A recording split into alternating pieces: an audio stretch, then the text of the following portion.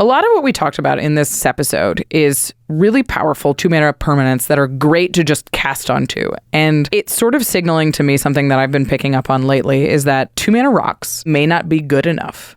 Wow, it's crazy. Isn't that wild to say? Like if I cast a Rampant Growth and then next turn somebody plays this, I would rather cast this. Yeah. If I don't need to get to 8 mana, I only need to get to 4 to be able to double spell my powerful 2-drops, then why ramp? Then you don't need as much, yeah. Yeah, I mean, it's not crazy. This episode is brought to you by Liquid IV. Want to stay hydrated this summer? Liquid IV has you covered with 3 times the electrolytes of leading sports drinks and 8 vitamins and nutrients. It's perfect for a hot day on the go with a huge variety of flavors like sugar-free white peach and raspberry melon. Just 1 stick of Liquid IV in 16 ounces of water delivers superior hydration to water alone. Get 20% off your first order of Liquid IV when you go to liquidiv.com and use code COMMAND at checkout. Liquid IV. Tear, pour, live more.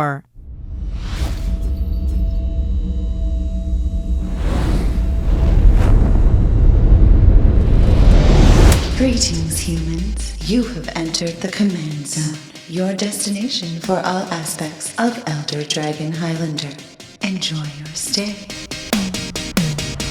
Hello and welcome back to another episode of the Command Zone podcast. I'm your host, Rachel Weeks. How's it? It's Josh Lee Kwai. And today we are wrapping up our coverage of Bloomburrow with all of the cards that you need to know for the 99. Of course, we're not going to talk about everything. Just the highlights. Just the highlights. We're going to hit the cards that we think that you're most likely to be putting in your decks or you're most likely to be playing against. As always, we don't cover the cards that are super, super narrow, that are very specific towards certain strategies. Like if you're playing squirrels or if you're playing mice, there's a lot of cards that support that. But it's not necessarily going to be a card you see a lot. Also, you don't need us to tell you to put the Rabbit Lord in your Rabbit deck or whatever. Yeah. It's probably good. You can figure that out, yeah. You play Magic. You're very smart. Should I put this Zombie Lord in my zombie deck? So we're going to talk about, do some card evaluations, see where it's going to be best, what cards we're most excited about, and we're going to get into that in this episode. If you want to pick up any of the cards, if you want to pick up singles or sealed product from Bloomburrow, go to cardkingdom.com/command. They have a huge selection of Magic cards, predictably. There's a ton of different versions that are in Bloomburrow. There's new special guest cards, and there's like the Commander alt treatments. They're like the what if this card was in this world. Yeah. The Planeswalkers have been reskinned. There's the Crazy Tree Karn. Oh, geez, I forgot about that. Yeah, there's a lot. There's a ton of different things that are available in Bloomburrow, and if you're excited about this set and you want the specific cards you're looking for, it's great to shop at a place that has an enormous selection because you can get a ton of those cards in one place. You're not paying extra for shipping over multiple packages because all of them are being shipped to you in one place. Plus, you're supporting the show while you do so and getting great quality customer service while you're at it. So use our affiliate link, and we appreciate it so much over at cardkingdom.com/command. Of course, once you get those cards, you want to protect them. You want them to look awesome on your battlefield, particularly this set, right? Like if you're building the Bunny Rabbit deck or you're building an Otter deck, then it would be really cool to have an Otter playmat, Otter sleeves, Otter deck box. And who can provide that for you? Why, ULTRAPRO, of course.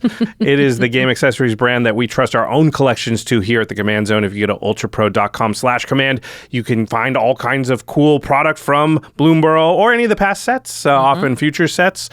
This set just, it is fun to have a cute animal on your playmat. So I think this set's probably better than most. They do also have cool collections of other designs. So we've been talking about Mana 8 recently, which is the really cool, like white with the logos for each mana symbol on them. And they have those in sleeves and deck boxes and playmats as well. Really great for Magic Cons and events for signing. I signed a lot of them at Gen Con. They look awesome. Yeah, they're really, really cool. ULTRAPRO just has a lot of different really sweet products. So just clicking around their website, you're going to find all kinds of stuff. So ultrapro.com/command. We can't recommend them highly enough.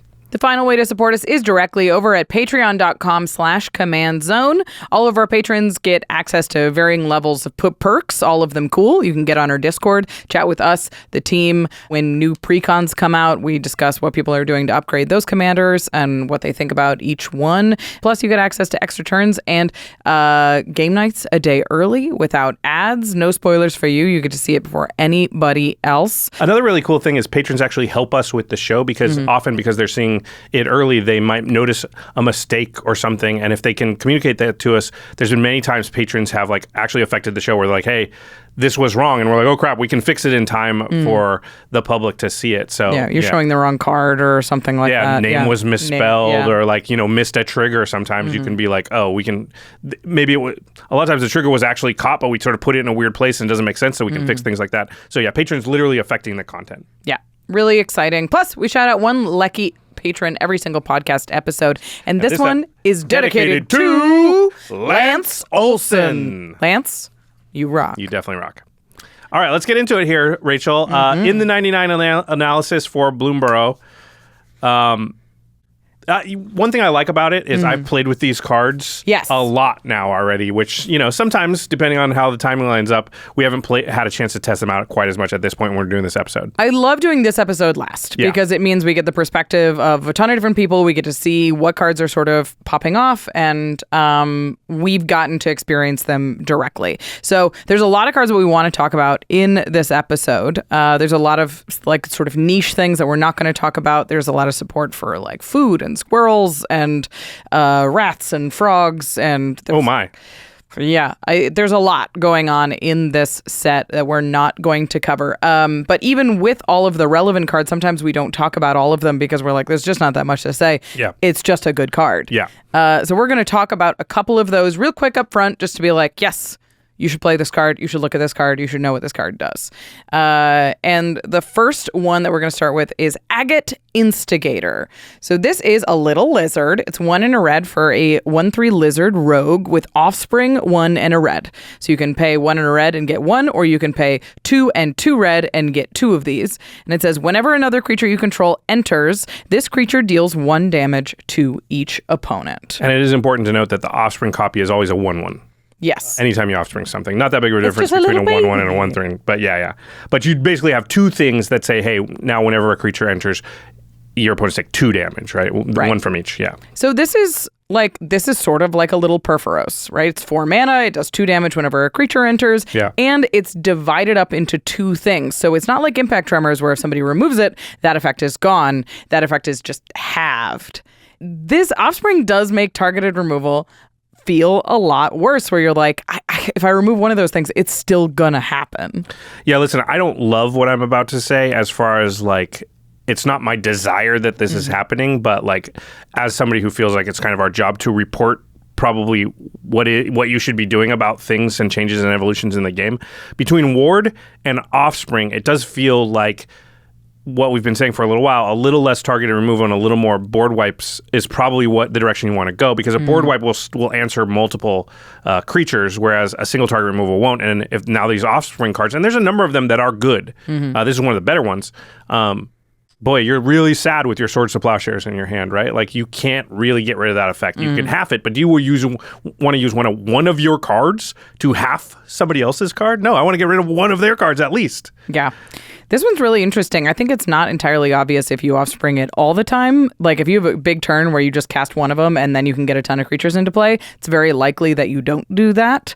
But obviously having 2 there is better because it protects you from this exact situation where somebody has removal spell and that effect is gone. Yeah, and that flexibility is just really powerful, where it's like, oh, I have 2 spare mana on an early turn. I'm going to put this out there, and I just am going to be efficient, and my deck draws plenty of cards, so I'm not worried about, card advantage. Or, later on, I have the mana to get 2 of these, and now I'm going to, use this token creator and double the damage I would do. Yep. That is, or just having those 2 options rather than having to do just one of those. Impact Tremors is just going to do what it does. Is just more powerful, right? That is in the bonus category. It's just gravy. It can't ever be worse, really. It's also worth mentioning that Offspring cards are really, really good with populate effects. Yeah. Anytime you can populate, you're getting a whole additional card. You get more and more and more. It's not just a 1/1 with no ability. Yeah, right? This is real ability. We have if you have effects that double the number of tokens that you make, there's a lot of synergy that you can get with this being on Offspring. And something I didn't think about is this is also really good with like Torbran or damage enhancers, because now it's not like Perforos where it goes from 2 and is magnified to 4 with Torbran. It's 1 and 1, which is magnified to 6. Yeah. Think of like Brutaclad, enormous. Right? Yes. You can Brutaclad the Offspring token. All your tokens become the Offspring token. Like, you could have 10 of those and just play 1 creature and kill everybody. So, yeah, it is very powerful. And it might mean that you're more likely to want to kill, if you could have target removal, the token than the regular one, because they can also recur the regular one, probably the actual card, a little easier than obviously the token can. It's interesting. I don't mind what it does to gameplay in that way. It's just the fact that it's like kind of pushes you more towards wraths and single turn removal is like not my favorite, but that's where we're being pushed, and I think we have to respond as players just to have more chances to actually win games. Yeah. Yep. This is super powerful. It has the downside, I would say, that they're creatures, right? So Impact Tremors is an enchantment hard to remove. Perforos is even harder to remove because it's an indestructible enchantment. Yeah. So, I wouldn't say that this is necessarily straight up better than either of those, but it is another powerful piece. And when you want one of those, you almost always want both, and then you're now going to almost always want this. I can't imagine a deck that's like, I'm good with Perforos and Impact Tremors. I don't need this Agate Instigator. I think not to mention, this triggers both Perforos and your Impact Tremors. Yes. It's exactly in line with the plan, right? Yes. It makes multiple creatures. So every single deck that has those two cards is going to put this card in there, it feels like. Or would be better, at least, for putting it on there. You might choose not to for power level reasons, but that's up to you. Up next is another little lizard that I like a lot, and we're not going to spend a ton of time on him, but I wanted to highlight him because I haven't seen a lot of people talking about it. It's Fireglass Mentor. Black and a red for a 2/1 lizard warlock. At the beginning of your second main phase, if an opponent lost life this turn, exile the top 2 cards of your library. Choose one of them. Until end of turn, you may play that card. It just draws you an additional card if you're doing what your deck already wants to be doing. If you're in Rakdos, you're trying to deal damage. Yeah. It's post-combat, so you can do it in combat. You can do it with pingers. You can do it by attacking with this 2/1 on turn 3. Yeah, and almost always if you play a 2-drop, there's going to be somebody to attack on turn 3. But also just later in the game, this doesn't have to be dealing the damage, right? You just have to be dealing damage, which, again, like you said, if a Rakdos deck is not able to deal damage to its opponents, something's gone very wrong. Right. Yeah. Sometimes it's not as much damage as you would wish, but almost always you have something on there that will do something to someone. Yeah. And this is just like, cool, would you like the best of your top 2 cards when you do that? Yes, I would. Thank you. Thank you. And it does do the Rakdos thing where it's like, it just presses your advantage. It's like, you're already doing damage. Great. Now you get more card advantage, and you don't even have to commit more cards from your hand. Yeah. It's really straight up just better than drawing a card each turn, I would say. To picking the best out of your top 2. Yeah. If you already know what you want to do, just make it a land. Great. The next card, I don't want to ruin it, but it's one of my favorite cards in the whole set. It's Peerless Recycling. It's 1 and a green for an instant. You can gift a card when you cast this, which means you may promise an opponent a gift as you cast the spell. If you do, they draw a card before its other effects. So if you, and it says, return target permanent card from your graveyard to your hand. If the gift was promised, instead, return 2 target permanent cards from your graveyard to your hand. 2 mana, instant speed. You can get 2 things back. So good. It's so good. 2 permanents is different than 2 cards, but if you're in green, you're probably playing with primarily permanents anyway. I mean, honestly, I've had this in my hand several times, both in Limited and in Commander, and every time I'm very happy about it. It just feels like, oh, I'm going to get 2 cards at instant speed. I'm going to get choices of what those cards are. It's better than just drawing 2 cards, right? Like, I'm going to get to pick from a number of things. If I need lands, I can probably find a fetch land that got in there somehow. And, well, I need that creature that got killed or milled. Yeah, it's just, every time I've had it, it's just been like, this is great. It's worth noting for gift, the gift is promised as you cast it, but they do not actually draw the card until the spell is resolving. So they can't draw a counter spell off of the gift and then counter the spell. Right. It's all part of one effect. Yeah, and the great thing, gifting has, I don't know about you, I'd be interested to hear your experience with gifting, but to me, it's felt less punishing than it reads because you can almost always find an opponent that you don't mind giving a card to. You can often make a deal, but even if outside of that, it's often like, hey, we need removal for this thing. Guess what I'm going to do? I'm going to regrow these 2 things and then give you a card and maybe you find removal. I can't necessarily get removal because it's permanents only, but I can get something that maybe helps us in some way. It hasn't felt to me as bad as I thought gifting would feel.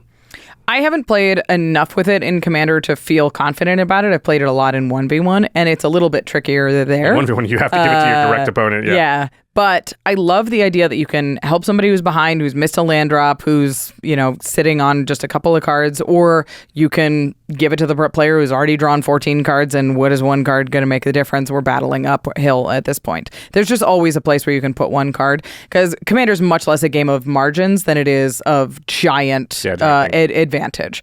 And you really are advantaged by getting to choose what cards you get, and they get a random card off the top of their library. So something like 35% of the time, it's a land, which doesn't hurt you at all. And then, there's got to be at least another 20, 30% of the time that it's something that's not that consequential to you. So what's the amount, your 70% or so where it doesn't matter much, and then the other 30%, it's something scary. But if you picked your opponent right, it's probably not coming at you. Yeah. Yeah. Yeah. This next card is very similar. It's at sorcery speed, though. Yeah, and it's just kind of here because it's very efficient. It's wear down. It's 1 and a green for a sorcery. You can gift a card, and it says destroy target artifact or enchantment if the gift was promised. Instead, destroy 2 target artifacts and or enchantments for 2 mana. That's nuts. It's very efficient. Yeah. I mean, with artifact and enchantment removal, I think sorcery speed is not as much of a downside as creature removal. Creature removal, you need to be able to, if that thing comes at me, I need to be able to remove it. Because if it's attacking somebody else, it's almost good for you, and you wouldn't have you're wanted like, to that's remove fine. it. That's not my problem. And so at sorcery speed, it feels much, much worse. With artifacts and enchantments, you're kind of just like, that Rhystic Study can't sit around. That Smothering Tithe can't sit around. Sure, it took a whole rotation, but I can get rid of it right now. Yeah, and a lot of artifacts and enchantments literally can't be pointed at you. They just kind of do their thing. So it's like, hey, that's a problem for everybody. Yeah, and gifting a card here, I like to think of, if I remove that thing, they're going to draw something, and maybe it's better than the thing, but they still have to pay mana for that thing that they're going to redeploy. So just that disparity is worth the gifting of the card to get rid of an extra thing, right? And often you're getting rid of something that's so bad for you, you have to remove it. So you're like, I'll get rid of those 2 things. Yes, you get to draw a card, or somebody gets to draw a card. By the way, you don't have to get the card to the person you're destroying the thing of.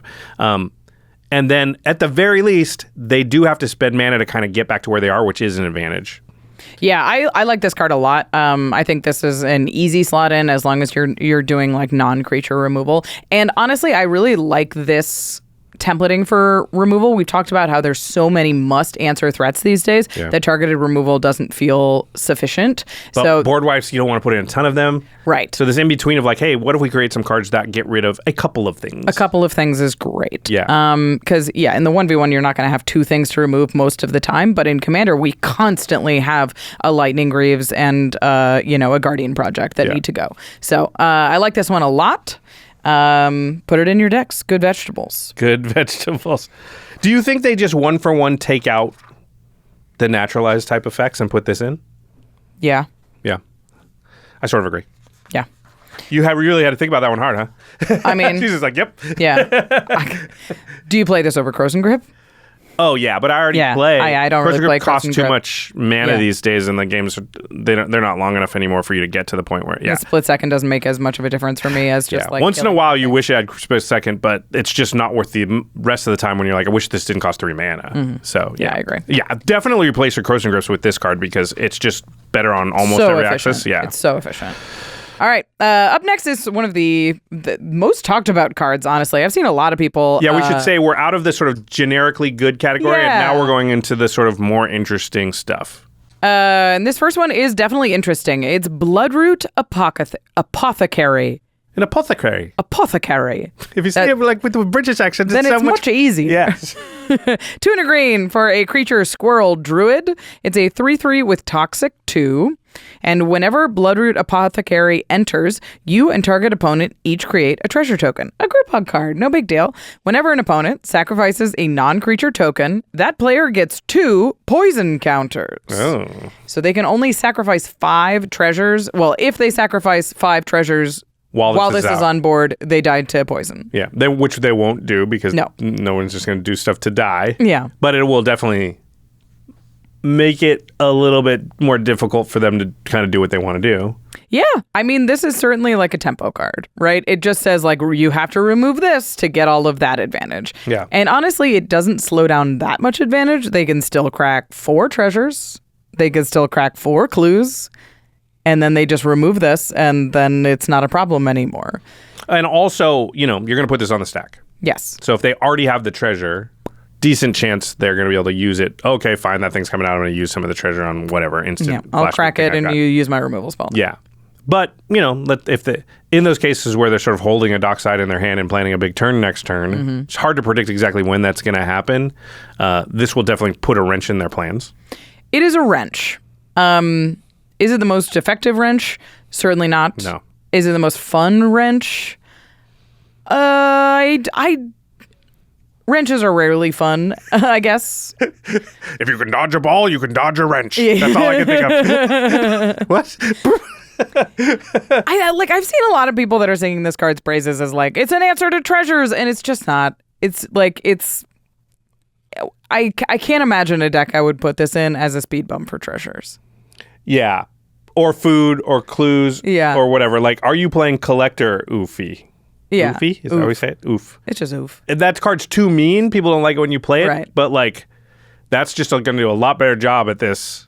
It's a much bigger speed bump that actually does the job. Yeah. And, like, yes, that card feels a little bit more rude, but something like a Manglehorn, which just makes all the treasures enter tapped, I think is going to do a much better job for you than a Squirrel that says, like, you can only crack 4, but then, like, you still get to build up all the treasures, kill the thing, and then have your big treasure turn. At least Manglehorn slows them down. Yeah. What do you think about a deck that just already has some Proliferate in it?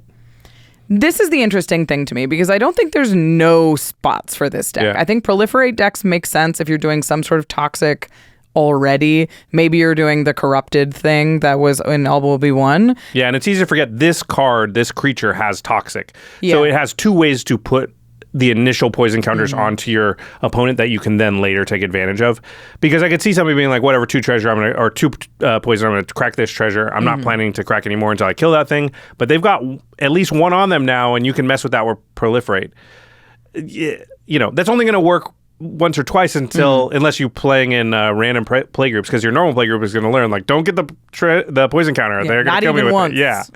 Yeah. But, this thing can still attack, so it still has that access. And in that scenario where you have a lot of Proliferate, this card might be worth playing because it sort of does 2 things now. It's like, slow down all the token shenanigans. Also, it has 2 different ways to get a poison counter onto my opponents.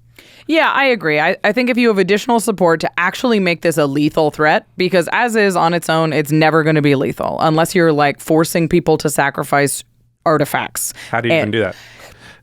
Igra Yeah, okay. says ward sack of food. Sure. Like, there are ways That card is bogus. Yeah, that what if I don't have any food? Your creatures are food, Josh. All creatures are food. Yeah, great. Unless you are pushing this over the top here, like if you're in what's the monkey that gives people bananas? Ragavan? Oh. No. That's a monkey. You're right. I should have been more specific. Of course, I think Ragavan. Yeah. But you're talking about the gruel banana one. You guys know what I mean. He gives all of your opponents bananas, and when they sacrifice artifacts, all of the apes get counters. Yeah.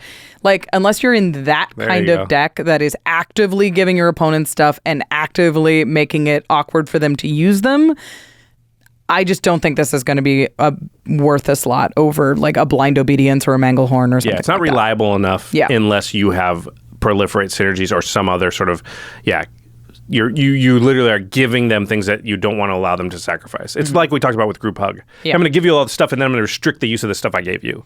Yeah. There's just not very many cards that fall into that category. And I don't want people to underestimate the social impact of having a card that says toxic on it. Yeah.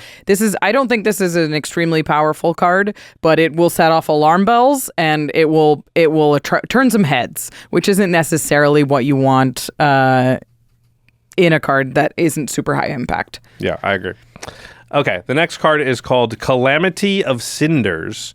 It is 5 red, 7 mana total for a sorcery. It has Convoke, so your creatures can help cast this spell. Each creature you tap while casting the spell pays for 1 generic or 1 mana of the creature's color. So for instance, you could tap 3 red creatures and then play 4 other colored mana and cast the spell. And it says Calamity of Cinders deals 6 damage to each untapped creature.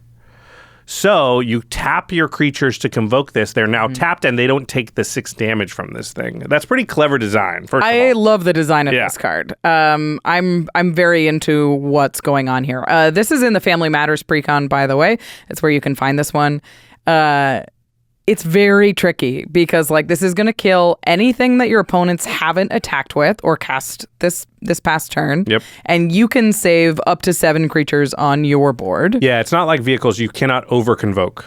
Right. It's 1 per creature. So you can save up to 7 if you have more than 7, unless you cast this post-combat, though they're going to die. Or if you have more than 7, I feel like they are trying to board wipe you, not the other way around. Yeah, for sure. You're not necessarily slamming. Hopefully one of them's got a bigger butt than 6 toughness. Yeah, that's the first question is 6 damage enough? It's pretty good. I think it's pretty good. Yeah, it's going to get almost everything. Yeah. There's going to be a few things that you're like, why is that have 7? Why is Necrobloom a 2/7? Yeah. And that's going to be a little annoying, but you're going to take care of most of the like go wide boards. I would consider this easily a board wipe, right? Yes. Even, I think, -4 to everything, I would Mostly put it in the board wipe stuff. category. Yeah. Yeah. And it will often be mostly one-sided. You're right in that, yes, they could have attacked with their creatures. And you got to watch out if they have vehicles or something, then this becomes quite bad because you can overcrew your vehicles and just tap all your creatures on demand if you want to. But those are pretty rare scenarios. And I'd say in most games, there's one player that's able to attack with a creature or 2, but it's rarely like everyone's full sending every turn type of deal. And most people hold back their really important stuff. They don't want it to get into danger in combat. So like a lot of utility creatures are just untapped all the time, right? So it feels pretty good. You even get a cost discount on the casting. This won't clean up mana dorks. Yeah. Which is kind of okay. It might. They tap their mana dorks during their turn to cast things. Yeah, but then they're tapped, so they won't take the damage here. Oh yeah, and then they can tap them if they're not untapped. Yeah, you're right. So like stuff with tap abilities and mana creatures for the most part are not going to get picked off by this. Stuff that has clean attacks, so like if you have flying attackers or stuff like that, those are likely going to be tapped if your opponents go for that free chip damage. But you're right, a lot of like this is going to clean up like your Archmage Emerituses and like that kind of little stuff that Beast Whisperers and Commanders and that just hang out on the board. Yeah, your Tulanes and stuff. That's just although he has a tap ability too, so maybe they've got the mana, but maybe not. Yeah. It's also everything they cast this turn, right? Because hypothetically, a good portion of their board does have Summoning Sickness. Yeah, so you're going to nab all their stuff they just cast, which, if it's turn 3 or 4, let's say it's turn 4 or 5, it's probably their commanders. So pretty good chance you just take out everybody's commander. Like if you ever have a spot to just take out 2 out of 3 of your opponent's commanders or all 3 of them, I'd do that every time. Keep yours. Because it's literally like, okay, you're set back at least 2 turns probably at that point in the game.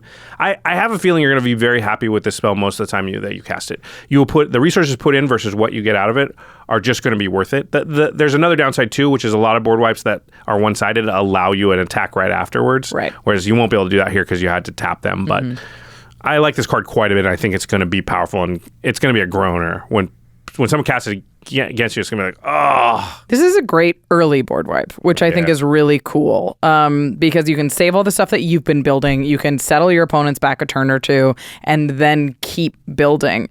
Of course, all of the stuff that they have tapped that will untap before your stuff untaps. So they may keep some creatures and you will have no blockers, but you can always cast stuff after this, especially with the mana reduction from the Convoke. So I agree. I think this card's really, really cool. Obviously, you want to be in a creature deck. You kind of want to, I would say you want to Convoke this for at least 4 when you're casting it. But when you do, you're going to feel good. Yeah. I think you'll be able to, because of the Convoke, set up situations too where you have a decent amount of mana untapped after you do this. And what you basically do is say, okay, everyone's down to 1 or 2 creatures except me. I have 5 or 6. I have to be dealt with, but I have my mana open and I'm ready to deal with what you try to stop me. And if you don't stop me, now I untap and have a huge advantage. Right. And you just put yourself in that situation. Yeah, which I like. Yeah, this is a cool one. Okay. The next one is like the opposite side of the coin a little bit. Yeah.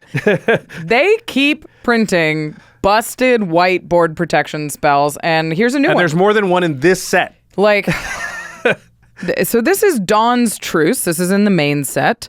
It's 1 and a white for an instant with gift a card.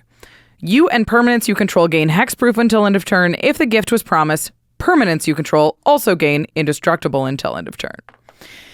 So this goes into the pocket of just the many free and like cheap and powerful board protection spells that white has. Yep. We're talking Flare of Fortitude is new, Clever Concealment is new, Galadriel's Dismissal, Everybody Lives. Yep. And that's just the ones that give more than indestructible. Like we're not even talking about Selfless Spirit or Flawless Maneuver. Just there's tons of them of board protection in white. Yeah. So my question is this one good enough? Yeah. Does this crack whatever the top 3 or so is? Because you can't have 10 of this effect in your deck. Your deck won't do anything. Yeah. So, you need like 3 or maybe 4 if you're long on So them. does it crack the top 4 or does it sit on the outside? In which case, why are we talking about it? Yeah. Yeah. I think it probably does because 2 mana is a lot different than some of the other ones. And also,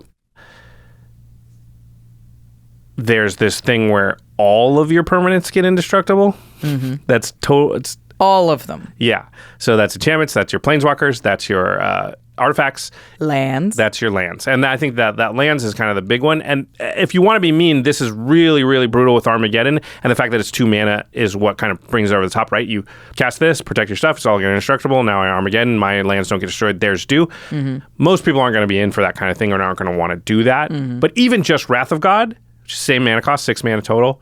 That's a totally different thing than Calamity of Cinders because, I can attack with everything because I didn't have to tap it. And that play pattern, White's really good at, has a lot of board wipes. Mm-hmm. Even just Austere Command, blow up all the artifacts and enchantments, save mine. This is a really big game. So, because it's unlikely they're going to be able to turn around and blow up your artifacts and enchantments. Like, creatures are... Like, if you do Calamity of Cinders, like I said, that scenario where, like, I leave up mana, I try to protect it, there's a decent chance you're not making it back to your turn. They've board wiped or something to get to even the scales. But if you do that with artifacts and enchantments, not a lot of decks are running stuff that just get rid of all of those things. Mm-hmm. So, pretty good chance you come back to your turn and you have a huge advantage because they lost all their rocks and all their enchantments and you lost 1 or 2 but kept most. Yeah, I think this card's quite powerful for that reason alone. Yeah, there's a lot that I like about this card. I mean, obviously, this rhymes with Heroic Intervention, which we haven't talked about. Yep. Obviously, Heroic Intervention doesn't give away a card, but... And green's also not as good at board wiping or taking advantage of it, yeah. So... What I like about this one is I think it fits really well into heavy creature shells where you're just trying to protect your board. Yep. And you need to be as efficient as possible because you're not holding your mana up. So it goes with like Flare of it's Fortitude. I think those are pretty comparable. Obviously, free is very different than 2 mana and 4 mana is very different than 2 mana if you cast Flare for its full cost. But they're just easy to hold up and you know you're going to untap with your board. And the hexproof comes in big here. The interesting thing, though, is this doesn't protect you from bounce wipes. This doesn't protect you from exile wipes, where stuff like Clever Concealment or Teferi's Protection or Galadriel's Dismissal does. So there is a huge gap in protection between those spells. Phasing out is just much more complete protection than Hexproof and Indestructible are, especially these days. Yeah, so I think you need to think about it in terms of, like, is my deck going to be proactive about its protection? Like, I'm going to do something that I need to protect myself from? Mm-hmm. Or am I being reactive with my protection in that I'm expecting my opponents to do something I need to be protected from? And if it's your opponents that are going to be doing something to you, then Teferi's Protection, obviously, it's kind of the best of all of these. But Clever Concealment is probably better than some of these other ones. Whereas if you're going to be proactive, then all of a sudden Flare, Fortitude, and Dawn's Truce become the things you want more so than Clever Concealment. Mm-hmm. For me, this is wholly better than Everybody Lives. Like, I would say it's quite obviously better than that because it doesn't have the weird caveats of the nobody can win this turn thing. But yeah, it really depends on what kind of protection you're looking for. Are you protecting individual permanents? Are you protecting your whole board? What are you worried about? Is it RAS? Is it targeted interaction? And that's how you really start to choose your suite. How much mana do I expect to be holding open? Is it like, can I afford Galadriel's Dismissal, which I would consider more of a control card than an aggro card because it's like 4 mana to phase out an entire board, which is it's just a lot for an aggro deck to hold up. Yeah. So there's a lot of decisions to be made there, and honestly, they're all great.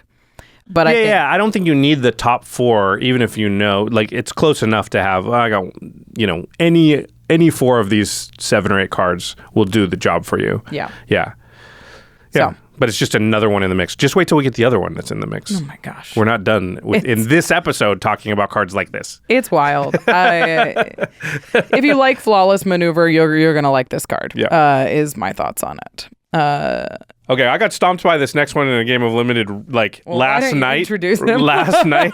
And I was like, oh, this card is ridiculous. Yeah. I didn't... Yeah, okay, here we go. It's Fecund Greenshell. It's 3 green for a 4/6 elemental turtle. Has reach. It says, as long as you control 10 or more lands, creatures you control get +2/+2. And then it says, whenever this or another creature you control with toughness greater than its power enters, look at the top card of your library. If it's a land card, you may put it onto the battlefield tapped. Otherwise, put it into your hand. So it just straight up draws you a card or ramps you whenever a creature enters with toughness greater than its power. Including itself. Yeah. Yeah. And then once you've done that enough that like a bunch of lands have come in, then it just pumps your whole team. +2/+2. What? And it's a 4/6 with reach. It's just a huge stop sign. A stone wall. This thing is so obnoxious. Yeah. It does so many things. I looked at it and I was like, okay, this card is bananas and can do... I can imagine so many boards where it's completely nutso. Like, can you imagine just Avenger of Zendikar? Oh my God. The plants are 0/1s. Oh my God. So like, it doesn't say non-token. No. Oh my God. So if you make 6, let's say you just I guess you need 7. Let's say you have 7 just to minimally cast Avenger of Zendikar. Wow, because then you're definitely getting 3 lands out of those 7. You have 7 plants enter the battlefield, and let's say you hit 3 lands off of that. You have 3 counters on all of your plants immediately, and you've drawn 4 other cards. And they're +2/+2. Yeah. So they're like... because now you're up to 10. Yeah, they're 5/6s. Yeah, it's ridiculous. This card's nuts. The tricky thing about this card is not, is it good? It's where is it good? Where is it good? And I think there's like butts decks, decks that like say, oh, your creatures deal damage equal to their toughness instead of power type of stuff, tree folk decks. Those are obvious, and I think this goes in all of those for the most part. Yeah. I don't even know if there's a quick way to search your creatures to find out which ones have more toughness and power, but I would think that you need a pretty high margin. You need 20 or so plus either creatures that do that or tokens that are created, like plant tokens. 20 instances in your deck where it's possible to draw or create a higher toughness than power creature. Right. And there might be some fringe cases where like you're able to bounce your own things, that kind of stuff. Yeah, and it's... Flicker? Is this good to flicker?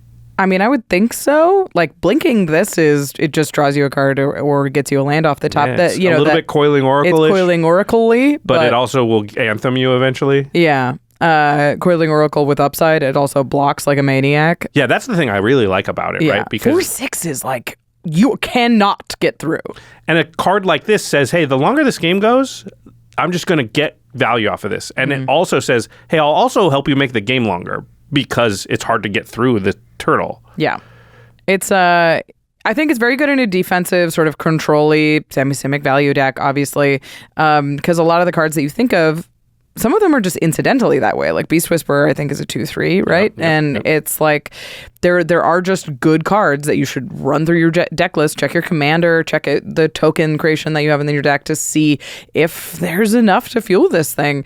And I mean, there's some commanders that it's absolutely bonkers with. Yeah, you have Prosh down here. Yeah. Oh my gosh, I didn't think about Prosh because kobolds are 0/1s. Kobolds are 0/1s. Oh man, that's crazy. Like, I looked at that and was like, I know Prosh is already busted. Like, I get it, but yeah.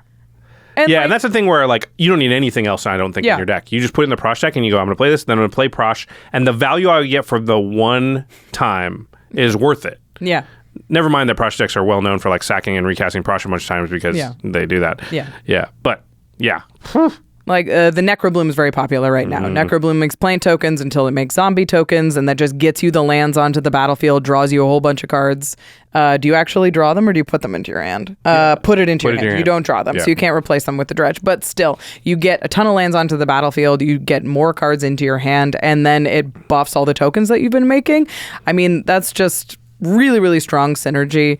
I looked up a bunch of the tokens because it feels most likely that that's what's going to. So most likely way you're going to be able to get 5 of those into play. What are tokens that are higher toughness than power? Plant tokens. Typically some are 1/1s, but mostly 0/1s. Eldrazi Spawn are 0/1s. Spawn, the OGs, yeah. Crabs, spiders, walls. Oh, spiders 1/2. You imagine you Arachnogenesis with this thing out? Like the spiders is a big one because they're very consistently 1/2s. Wall tokens. And almost all spiders, just regular creatures, have higher toughness than power. Yes. You look at a spider and it's got a big butt. Duh. Also, it has reach. Yeah. So it's a spider. Yeah. Clearly. Why do turtles have reach? Why does this... He's low to the ground. I guess he's big. He's a big turtle. Why does he have reach? That's a really good question. He's an elemental. He's like one of the Calamity beasts. In the how to play Magic video, we used we had an example about flying, and we're like, if you have a turtle on the ground, it can't block a bird. We literally use a turtle as like the thing we could think of that can't get up there. Anyway, maybe it was a spider in development early on. Maybe, yeah. People like turtles. Why does Everreach is a really good question. Birds are usually 1/2s, or sometimes 1/1s, but goats are 0/1s, kobolds, and thralls are often 0/1s. So those are the ones that I found on legendary creatures. So take a look. Spiders really good. See if this is worth it. Yeah, spiders are like, I was even looking at this for Atla because the egg tokens are 0/1s, and it's just getting a little bit more value and some strong defense from Atlas. Well, plus if you crack an egg and get this off of it, you're pretty happy. That's great. Yeah. You have a thing that says pay 2, make an egg, and draw a card. Nuts. Or ramp. Or ramp. Yeah. This turtle, I didn't give it enough credit when I read it for the first time, and I do think it's very, very powerful. It's quite good. All right. The next one is, what is this, a class card? Yes, these are classes. Okay. These are the talent cycle, which is all over this set. All right. It's Fortune Teller's Talent. It's a enchantment class. For 1 blue, you cast it, and it says you may look at the top card of your library at any time. Then, to level it up to level 2, costs 3 and a blue. As long as you've cast a spell this turn, you may play cards from the top of your library. And then for 2 and a blue, you can level up to level 3, and it says spells you cast from anywhere other than your hand cost 2 less to cast. That part's pretty good, yeah. I mean, this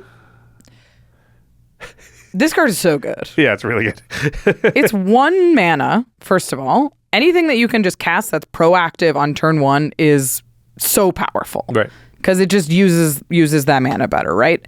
And from the very beginning, you can just see where you're drawing next. And I know that doesn't feel like it does anything, but it helps with so many decisions. Like, should I crack my fetch now? Should I cast my cantrip now? Should I mill now? And it just gives you a peek. Or what card should I cast next? Oh, this one's going to trigger. The card off the top of my library will trigger this one. So I need to play this card off of my deck so that I can draw then play this. Yeah. Imagine if you're Jimmy Wong. Yeah. You know if you have a land on top of your library or not. Just that alone, if you're Jimmy or any other player, like, helps you know what to do so much more. Do I crack this clue? Yeah. Like, all of that is so much information and helps you make so many decisions that for 1 mana, it just feels busted already. And I mean, I don't think I would play an enchantment that was just 1 mana and just only did that. I think then it goes from there. Yeah, and that's the thing. I think it's that right there is close to playable, but I don't think I would actually play it.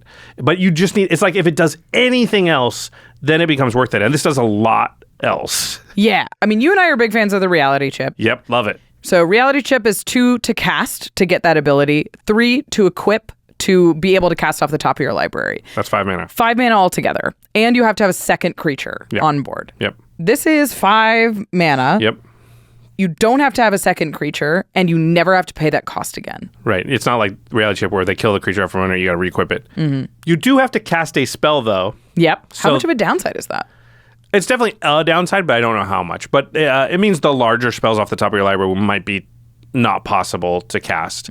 If you have a low curve, though, it could be insane because you cast one little spell that's cantripy or whatever, and then cast the next one. And if your deck's full of that, you'll probably just cast the next one and the next one.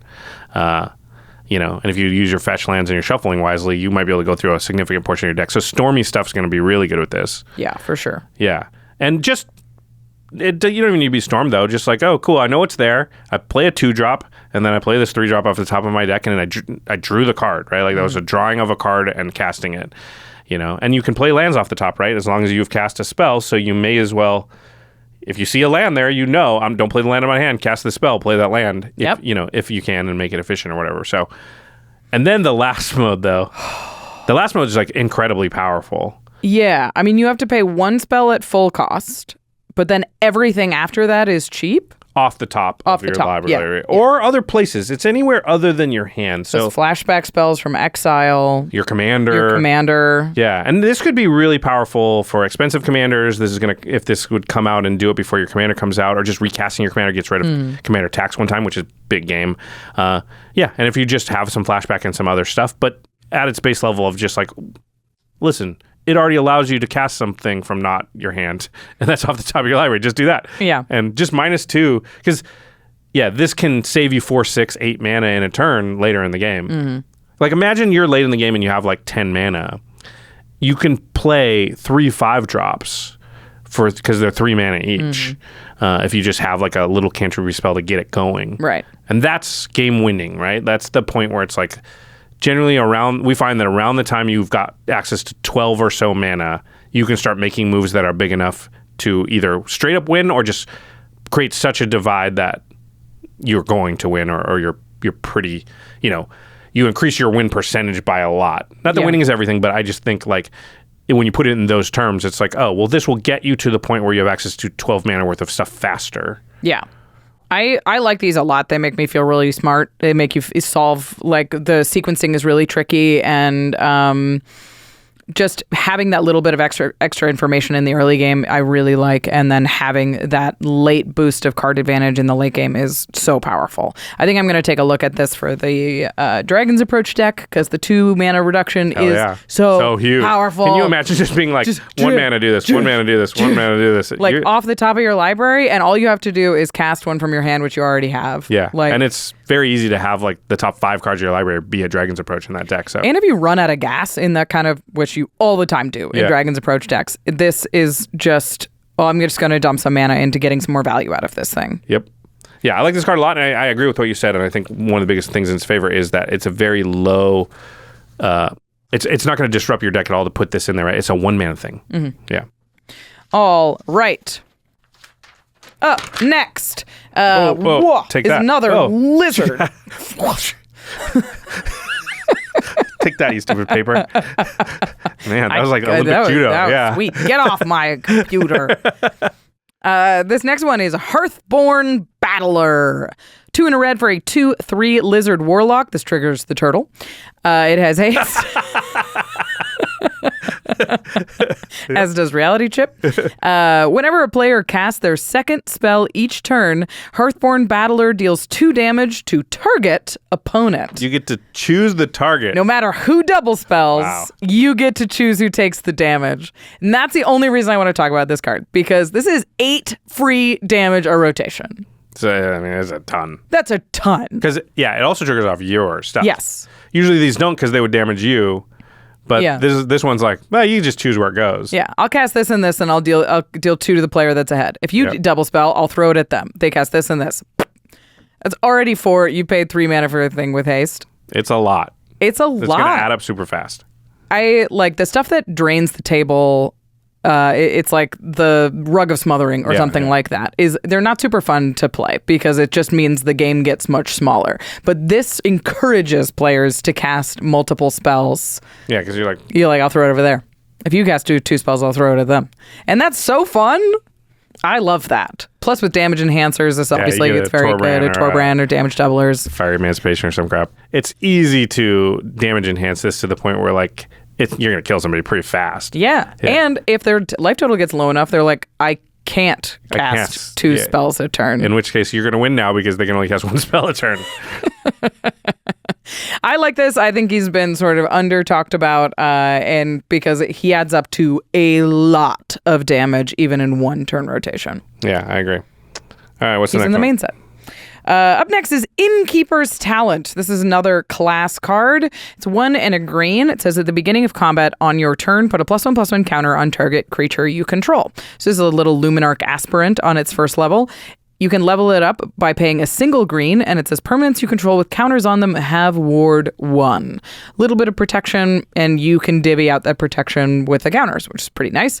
Then if you pay 3 and a green, so at this point you will have put 7 mana into it.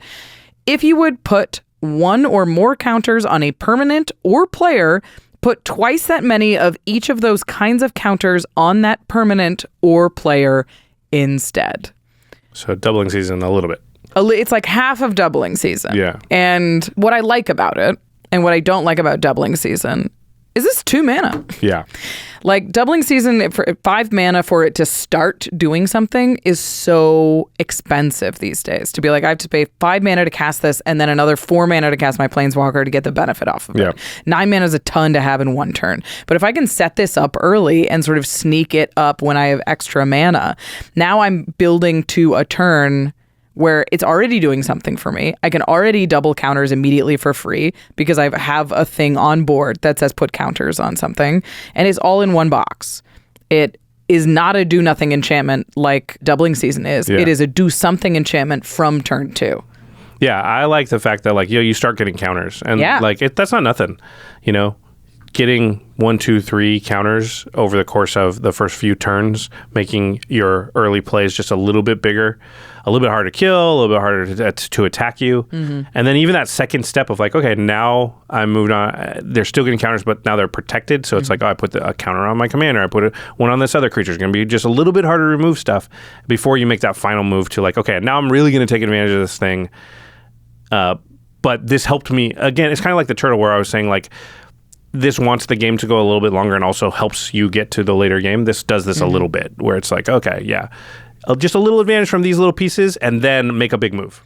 The other thing this does do that Doubling Season doesn't is it doubles counters put on players. Yeah. Including poison counters, including experience counters, including all sorts of different energy counters. I don't even think I have energy. Yeah, so there's a green, so not the best considering how much Jeskai energy we've gotten lately. This does a lot. It doubles counters on your sagas and on your planeswalkers and on yourself and on your creatures. It can go in a ton of different decks, and in the meantime, it's just doing something incidental that's very powerful already. So I like this one a lot, and more than I thought I would, if I'm honest. Yeah. It just all adds up, and I think one thing whenever we're valuing cards that we're sort of finding more and more these days is like the mana cost of a thing is so important these days to like how realistic it is that you can run it, and having it cost a little bit to come in and start, even if it's like a diminished roll, and then have flexibility to go beyond that is really very valuable. Yeah, I like these talents a lot. I have a lot on the list to talk about, and I ended up cutting a few of them just because they're too narrow, but they're really, really sweet, and they're very, very efficient and allow you to use your mana efficiently. So yeah, there's that one that's like a fight spell and then eventually lets you draw cards. That one's great. There's an equipment one that makes an equipment and then makes it free to equip. And double strike on everything. You're like, that one's nuts. Like, there's a lot of really, really powerful ones. All right, the next one has a powerful looking visage. It's the Jacked Rabbit. Sure is. Yeah. That rabbit's huge. Yeah, this rabbit is in the Olympic bodybuilding competition. Read the flavor text. Okay. It's 1, a white, and X. For a 1/2 rabbit warrior, it has Ravenous. So this creature enters with X 1/1 counters on it. If X is 5 or more, draw a card when it enters. So if you pay 7 mana for this, it'll come in as a 6/7 that draws you a card. Whenever Jacked Rabbit attacks, create a number of 1/1 white rabbit creature tokens equal to Jacked Rabbit's power. And then the flavor text is squash. What it is and what it does. He's got a huge squash like club with him. Yeah. What it do, Yugi? This card's sweet. I love that Ravenous is back, and I love that it's on a rabbit. That's hilarious. Ravenous originally came from the Tyranids in 40k and are now sort of seeping into Magic cards, which is neat. Yep. It's sort of shades of Krenko. Yeah, it reminds me of Krenko 10th Kingpin, which I like a lot. But you sort of have to have other ways to buff his power because he's slow to get started. He puts 1 counter on and then makes 2 goblins and puts another counter on and then makes 3. Yeah. Jacked Rabbit is like, I'm going to put 4 counters on this thing, and first time I attack with it, it's going to have an impact. Where Krenko can just feel slow in a format that is full of board wipes or full of spot removal. If somebody removes it, he doesn't do anything. Yeah, I think Jacked Rabbit just really is asking you how many haste enablers do you have in your deck. If you're in white and you have a number of haste enablers in your deck, then this card's going to be really good. Yeah. Yeah, it's just the haste that's going to be tougher because if you pay 7 mana for this, draw a card, yeah, it's a 6/7 and it dies, you're pretty disappointed in that outcome. That's just a lot of mana to pump into it. Now, you don't have to draw the card. I think if you have haste enablers in your deck and you're like, hey, X is equal to 2, I'm going to pay 4 mana for this and attack right away. If I get a 3/4 and 3 rabbits, I'm very happy with that outcome. And likely they couldn't block and kill it. And I'm looking at doing that again for the rest of the, not the rest of the game, but for a while, right? Like, that outcome's pretty great, and I think that just requires haste. And I would just say, like, do I have Anger? Do I have Lightning Greaves? Like, do I have 4 or so haste enablers in my deck? Am I just playing Samet or something? Then, I would consider this card, and it's probably... And then you open yourself up to those really good scenarios where, like, oh, it's late in the game, I dump 12 mana into this thing, and with a sack out with a Goblin Bombardment on board and just go nuts. Yeah, I mean, after a board wipe, if you slam this thing, people are like, oh God, what? Insta-board, yeah. Like, I have to deal with this right now. And haste, obviously, is a big part of this being really powerful in the late game. But honestly, I like it if you just pay 3 mana. This thing enters with 1 counter on it. It's a 2/3. And then you equip it with a Sword of Feast and Famine. Oh, yeah. Like, now you have a cheap body that wears the equipment well, untaps all of your lands, and makes rabbits in the meantime to defend you. Sure. Like, it's great in equipment decks. Yeah, it is really good if you can equip it. I mean, obviously, you've got Sword of Feast and Famine, so you're probably... Yeah, you're probably fine. But yeah, it was an example of like an equipment that buffs power. Yeah. But even a Shadow Spear is just like, this is a great thing that to just wear the equipment that's on your board, and it produces more creatures to both block for you and wear those equipment. Yeah, honestly, you could play this for 2 as a 1/2 if in an equipment deck and just be like, yep, I'm just going to suit this up. That amount of advantage, that amount of advantage is going to add up super fast. Like, before I blink, you're going to have 8 rabbits. I like it in Ishin decks, which is cool. Yeah. The other thing that I saw that it's perfect in is Jetmir. Oh, yeah. Because Jetmir buffs it, and it makes creatures to make your stuff even bigger. Sure. So it just benefits from the power that Jetmir gives you, and it gives you creatures for your trouble. Yeah, I mean, Jetmir just is Craterhoof Behemoth, kind of, right? Like, anything that makes tokens as good as Jetmir as it turns out. It's mostly because Jetmir is insane. The other one that we don't see as much is Bright Palm. It's very good with Bright Palm Soul Awakener, which is fun. Okay. All right, we have lots more cards that we're going to talk about from Bloomburrow, but we're going to get to those after a few words from our sponsors. Welcome one and all to Honest Rutstein's Wild West Shopatorium. We've got keychains, novelty hot sauce, reanimated skeletons, you name it, we've got it. Yes, sir. Ever since I was relocated to Thunder Junction, business has been booming. But it's not just the change of scenery.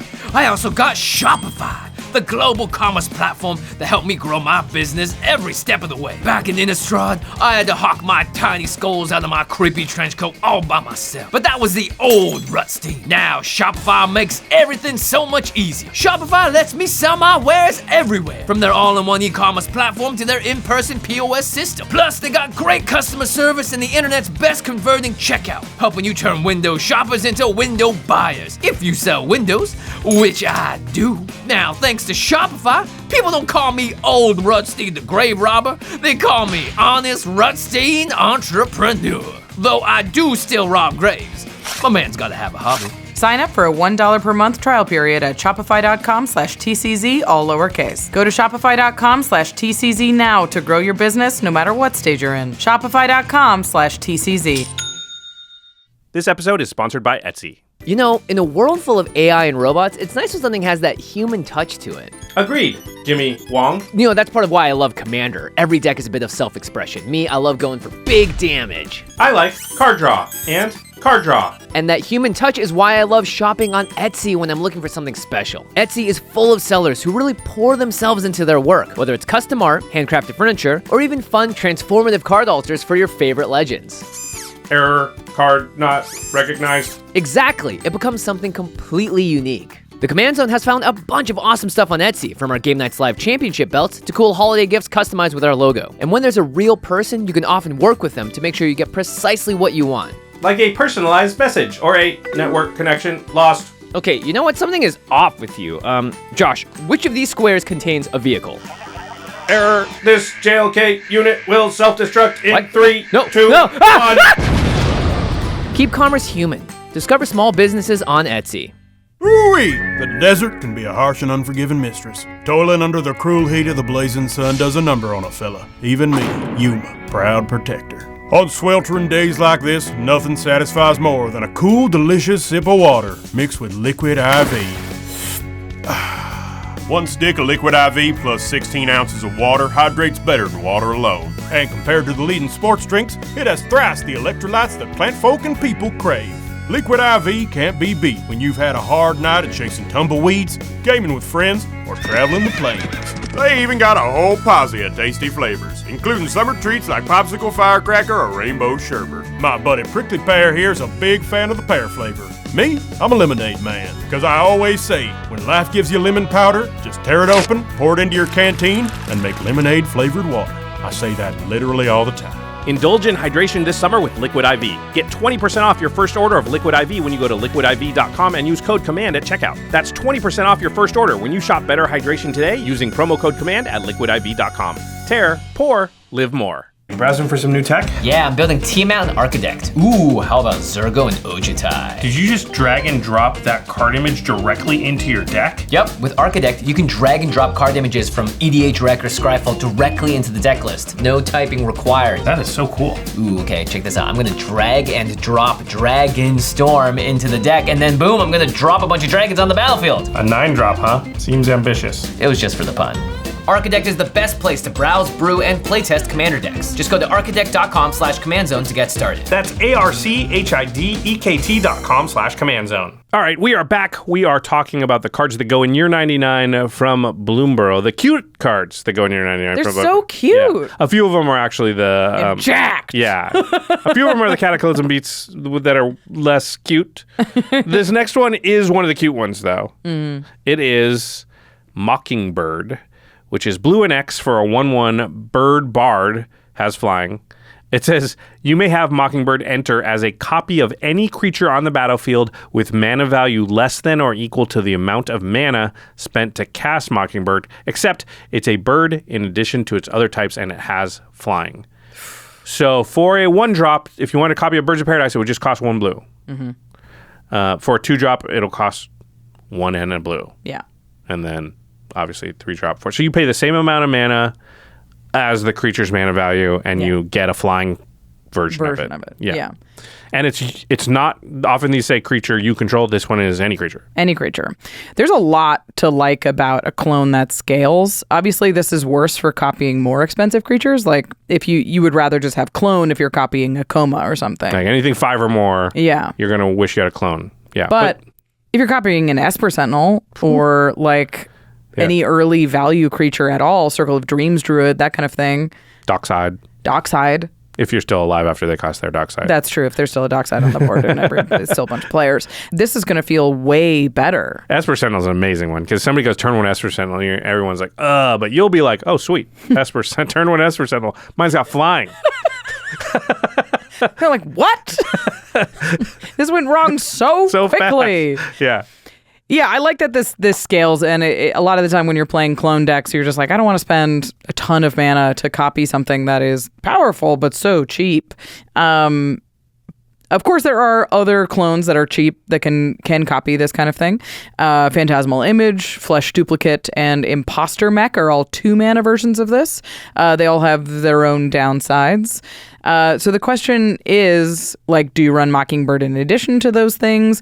Is, like, where does this lie on the list? Yeah, interesting. I'm a big fan of Phantasmal Image and Imposter Mech both as just sort of generically good, always going to be useful. Often there's a huge disparity between what you get and what you paid for it. Mockingbird has a tougher time having that disparity be really big because you do have to pay the amount of mana for the thing. But there are downsides to Phantasmal Image in that it can't be targeted by anything, even your own stuff. So you can't really like do things like bounce it back to your hand to reset it, stuff like that. Imposter Mech, you can do those things, but then you have to crew it, so it's a little bit harder. But Imposter Mech also has the upside that it's often not a creature, harder to remove. It's tough to weigh all these things. The other thing I want to mention that we haven't talked about for Mockingbird yet is it's not good with blinking. Yes. Because you didn't pay any mana. You didn't pay any mana, so you can only copy a token. Yeah, you would have to return it to your hand and recast it to be able to reset it. When clones are often really cool with reanimate effects and blink effects and that kind of thing, this is not going to fill that spot. Yeah, so there's upside downside. I'm not sure where to put it on the list. Where do you put it? Like, here's my answer is I think I don't run this in a clone deck. I think there's better clones if what I'm interested in is a clone. Yeah. I do like this in like a Flying Man style deck or a combat damage style deck. Like if you're trying to like Edric is a real boomer example, but if you're trying to cast creatures that deal damage to draw you cards, this is great. It's a really powerful version of that gives you an Esper Sentinel that now flies and functions as one of your flying men. And then the clone part sort of becomes incidental upside, whereas, I think Phantasmal Image and Flesh Duplicate in particular and Imposter Mech are all going to clone better, because the idea of clone decks is to pay 2 mana for something that somebody paid 6 mana for, and Mockingbird doesn't allow you to do that. But if you want, like if you copy somebody's Ocelot Pride, this is a 1 mana flying Ocelot Pride. Yeah. Like that's wild. Yeah, it's interesting. It will be really good at copying things with have on hit effects. So I think that's because you get the flying, right? So you get the evasion that the other ones don't give you an additional ability. So that's something to think about. Professional Facebreaker now has flying. Yeah. I mean, that's crazy. How good is that card? That's insane. So there's going to be those upsides that the other ones don't have. I think there are clone decks that just want to clone stuff, and that's like the main thing they're doing. Then there are decks that are like, oh, I want to clone my own commander, so they play the non-legendary clones. Right. And then I see Imposter Mech and Phantasmal Image. I haven't played Flesh Duplicate as much as just good, efficient cards that don't go in clone decks. Just value clones. I run Phantasmal Image quite a lot because when you're playing sort of a more control-y style, you're looking to advance your board but leave mana open for other things. And Phantasmal Image just often feels like, hey, I spent 2 mana, I got 5 mana worth of stuff, and I'm holding 4 mana open. And it's a really strong position to be in if you're trying to like blunt attacks and keep the board under control before you make your big move. So to me, the efficiency of those is what I like about them and I'm going for. I think Mockingbird won't necessarily do that. So I think you have to know your strategy and sort of know what you're going for. But this is the great thing about Magic. There are different advantages to Mockingbird than there are to Phantasmal Image. And as long as you know your deck well, it might be that Mockingbird is right for your deck and your strategy versus one of the other ones. Yeah.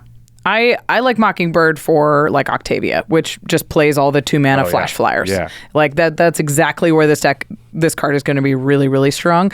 But I wasn't going to put it in in a Murkovosk, which is my clone deck. It also may be that knowing your play group is really, really good here because how efficient are the creatures they're casting? They're commanders. There might be some commanders that terrorize your play group or are really strong against you, and you're like, hey, listen, if I had they're 2-drops or something, and I can just always have a 2-drop if I draw this in my opening hand, and that makes this card really, really good in my meta. Yeah, I know in like Modern and stuff they're talking about it, right? Yeah.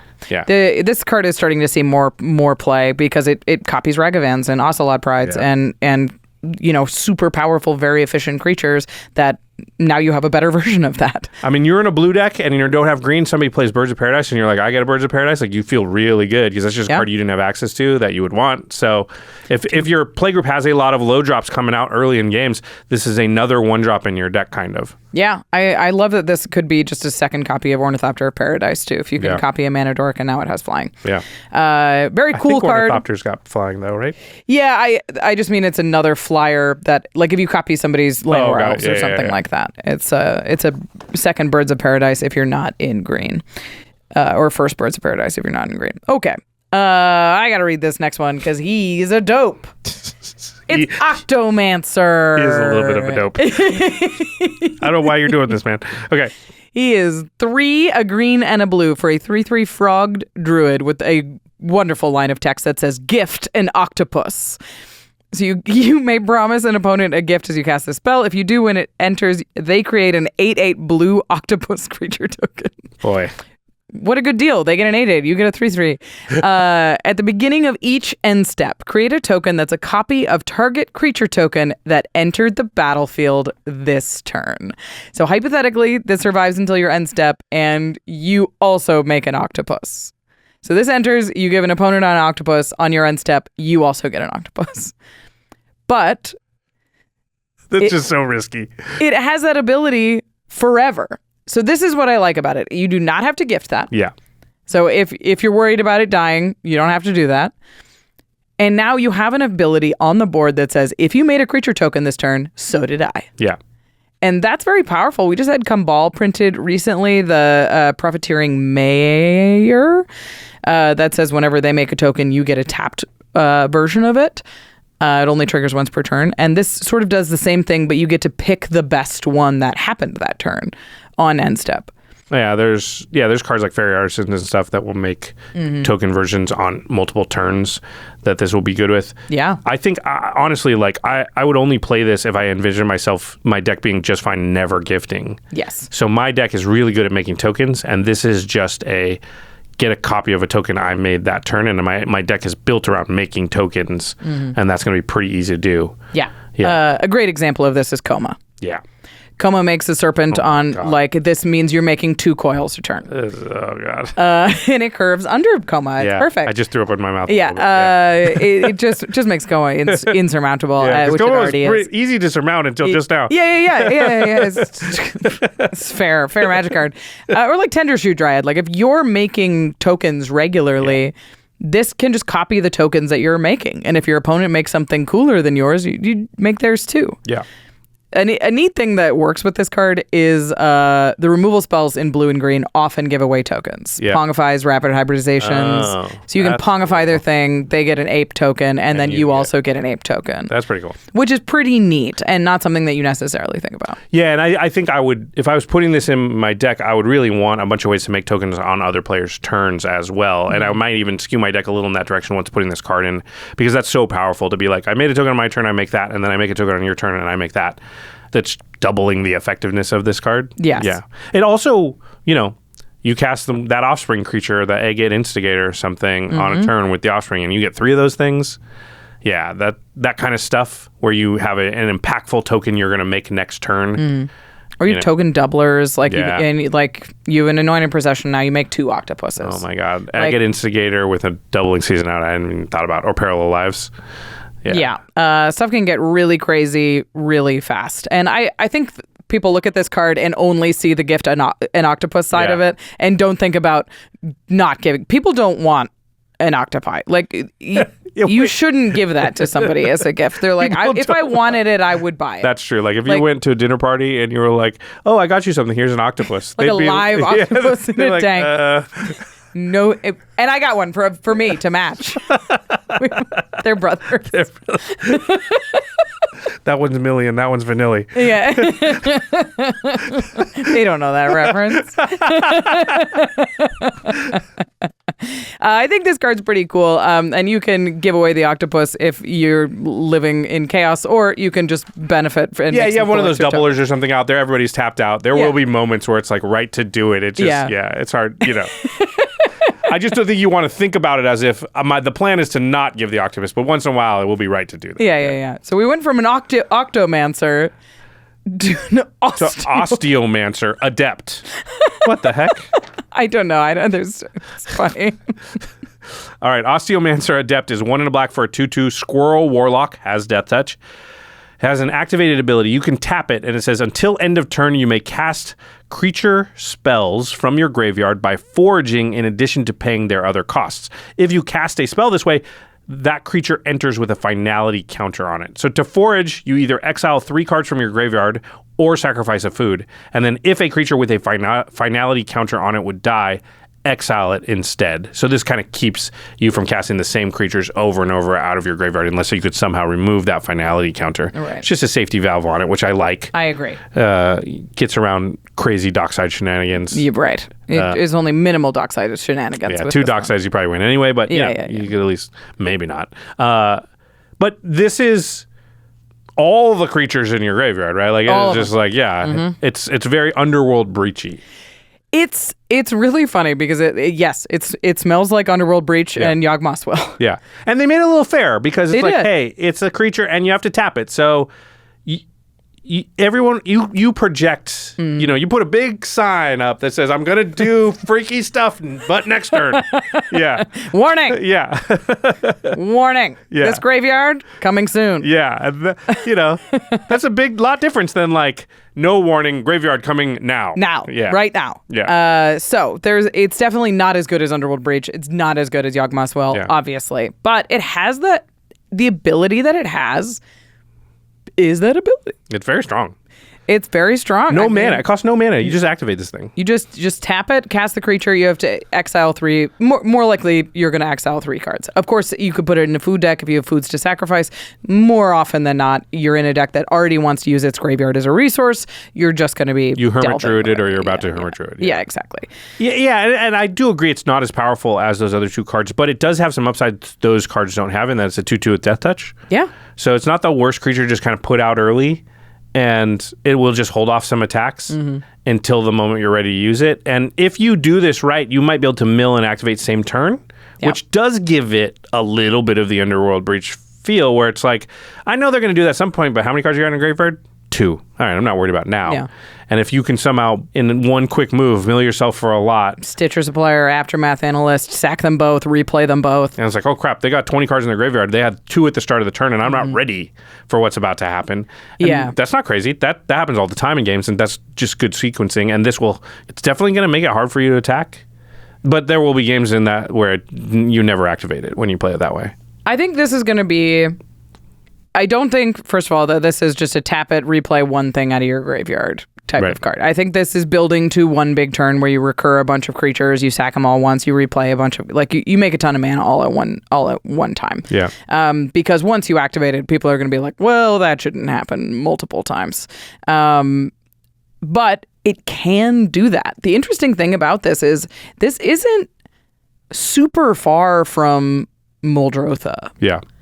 And it's 2 mana with Death Touch. It doesn't let you play all the stuff for free, and you can't do it right now, but Muldrotha costs 6 mana. It's not like... This costs 2, yeah. Yeah, this is a thing you can drop early, then set up for this big turn where you cast the creatures out of your library. I mean, like, I have a Sidisi deck where this thing is going to just recur 2 removal spells, and that's that. Like, I'm going to replay Sakura Tribelder, and I'm going to replay a Reclamation Sage. I'm going to destroy that, and I'm going to get another land. And that's a perfectly good turn, and I cast nothing out of my hand. Yeah, this is very similar to other cards we talked about. It's a 2 CMC thing, right? Yeah. So it doesn't have to deliver as much, and I think the fact that it's a 2/2 with Death Touch and just will give you some value. So this card has the ability to be like, I was satisfied with it. It got a key card back for me, just one. Yep. And it held off some attacks, and it was my 2-drop. Yep. But it also has this ceiling that says, oh, this game, I activated it and cast 7 things out of my graveyard and won the game with it. And it does have that mode. It's hard to set up that mode and make sure it does that every game, but it can be a piece in your deck that has the potential to do that. Yeah. And that's what I think makes it powerful. It's also quite balanced for what it does. Yeah. I actually really like the card design on this With one. the finality counter, The finality counter is great. I like the fact that you have to tap it to do it, and it's like, all right, I'm set up right now. This is the turn. And the Death Touch, I think, is like real. Really big. It's anytime people are like, I'm going to attack you with this thing, and you just go, I have a 2/2. I have a Death Toucher. They're like, oh, I'm going to attack this person, or I'm not going to attack. That's all you have to. That's all you have to say. They don't even need to know what the Death Toucher is. It's like, you can read it. It's good, but I will block that. Yep. Is very cool. So I like this card a lot. It's good, obviously, with Stitcher Supplier and just stuff that fuels your grade. You obviously have to be self-milling. I think you can't play in a deck that isn't self-milling. But any deck that's self-milling, then this becomes an option for you for sure. Mm-hmm. All right, we have teased the second piece of board protection. This one has protection in the name. Here it comes. It's Perch Protection. 4 white for an instant with gift an extra turn. What a gift. So you give another player an extra turn, and then it says... It's an extra turn after this one. Yeah, right now. And remember, it's an instant. So whatever turn you're on, the person you gift to will get an extra turn after that turn. So you can easily skip players. Yeah. Okay. Then it says, create 4 2/2 blue bird creature tokens with flying. If the gift was promised, all permanents you control phase out, and until your next turn, your life total can't change, and you gain protection from everything. Exile Perch Protection. Boy, this sounds familiar. Yeah. It sounds... What is that? It's just... By the way, you gain protection from everything, so even if you take commander damage, it's not the thing where you'll still die once it wears off because you got protection for everything and that prevents the damage, so the commander damage doesn't happen. You're thinking of something that says you can't win or lose a game, like Angel's Grace or something. People are like... That one TikTok just screwed up everything. They weren't wrong with their TikTok, but the problem is now everybody thinks if any damage was prevented that's commander damage, it will kill them on the next turn when the thing wears off, and it's just not like how it works. Anyway. Sorry, side tangent. Okay. So this is a 6-mana instant. Yeah, it's a lot. That gives an opponent an extra turn, gives you 8 power in the air, and then protects you and your whole board. And then Teferi's protects you, basically. Yes. I hate it. I hate it because this feels like it'll be like the kingmakiest card of all time, and not even on purpose, but people just completely misevaluate how powerful an extra turn is. And this is 6 mana. The only time extra turn spells, the only games I've ever lost where I've cast Expropriate are when I've cast it very early in games. Sure. If you ever cast it late, it's just you can do too much on turns 8 and 9. If you manage to get off on turn 4, you don't have enough other resources, namely mana or cards that you've looked at, to turn that into victory. But this is 6 mana. It's going to happen later in the game, and you're going to be like, I'm going to give Jimmy that extra turn. He doesn't look like it's that big of a deal. He's going to win the game more often than you calculate. Right. In that scenario. And then your other 2 opponents are going to be like, well, I didn't have an extra turn. You just gave that person, you just put them a turn ahead of all of us? You did get another turn after it, but their extra turn was so powerful that they won the game off of it, and the other 2 players didn't even get to act in between those things. You also paid 6 mana to give them an extra turn. So you almost sacrificed a turn to give them an extra turn, which is this is very interesting because you can see what they're doing, right? Yeah. It's like, all right, this player's ahead. We can't take them down. I'll give you an extra turn and I'm going to leave. And if you can handle them, then I'll untap. I'll have one opponent and I can beat them. And that's how you imagine it, right? But they know you're coming back. Yeah. Yeah, the way this is going to probably work, at least more often than you think, is that player will just win that you gave the extra turn to. And the other 2 players will be like, dang it, they won because you gave them that thing. Yeah. It's... And I know you do get an untap, but they're, like she said, they know that's going to happen. Yeah, they're ready for you. And 4 2/2s, 8 power is... not enough to win the game most of the time. Like, this isn't like Ink Shield where suddenly you have 40 power in the air. This is 8. So you have to figure out, in addition to that extra turn that you don't know what they're going to do on it, you have to figure out how to turn 8 into a win and hope that they do what you want them to do, which is eliminate the 2 other players while you're gone, not necessarily what they're going to do. Well, I think table geography also matters a ton with this one. So imagine I'm going to give you an extra turn and you're going to get your regular turn before I go. That's horrible. So you have to pick somebody that's kind of in a position where, like, hey, I'm getting attacked on, let's say it goes me, Rachel, Jimmy, Gavin, right?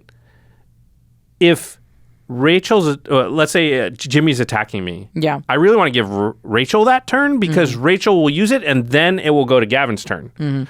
I don't want to give Gavin that turn because Jimmy will go, then Gavin will go twice and then I'll go. Yeah. And so you won't even have full control over who you can even pick in these scenarios. Yeah. Yeah. That's why I think this card's just going to lead to a lot of, like, you won't be purposely doing it, but it's just going to lead to a lot of, like, bad feels for the other 2 players that didn't get the extra turn, feeling like, because you were already going to die, you made this other person live.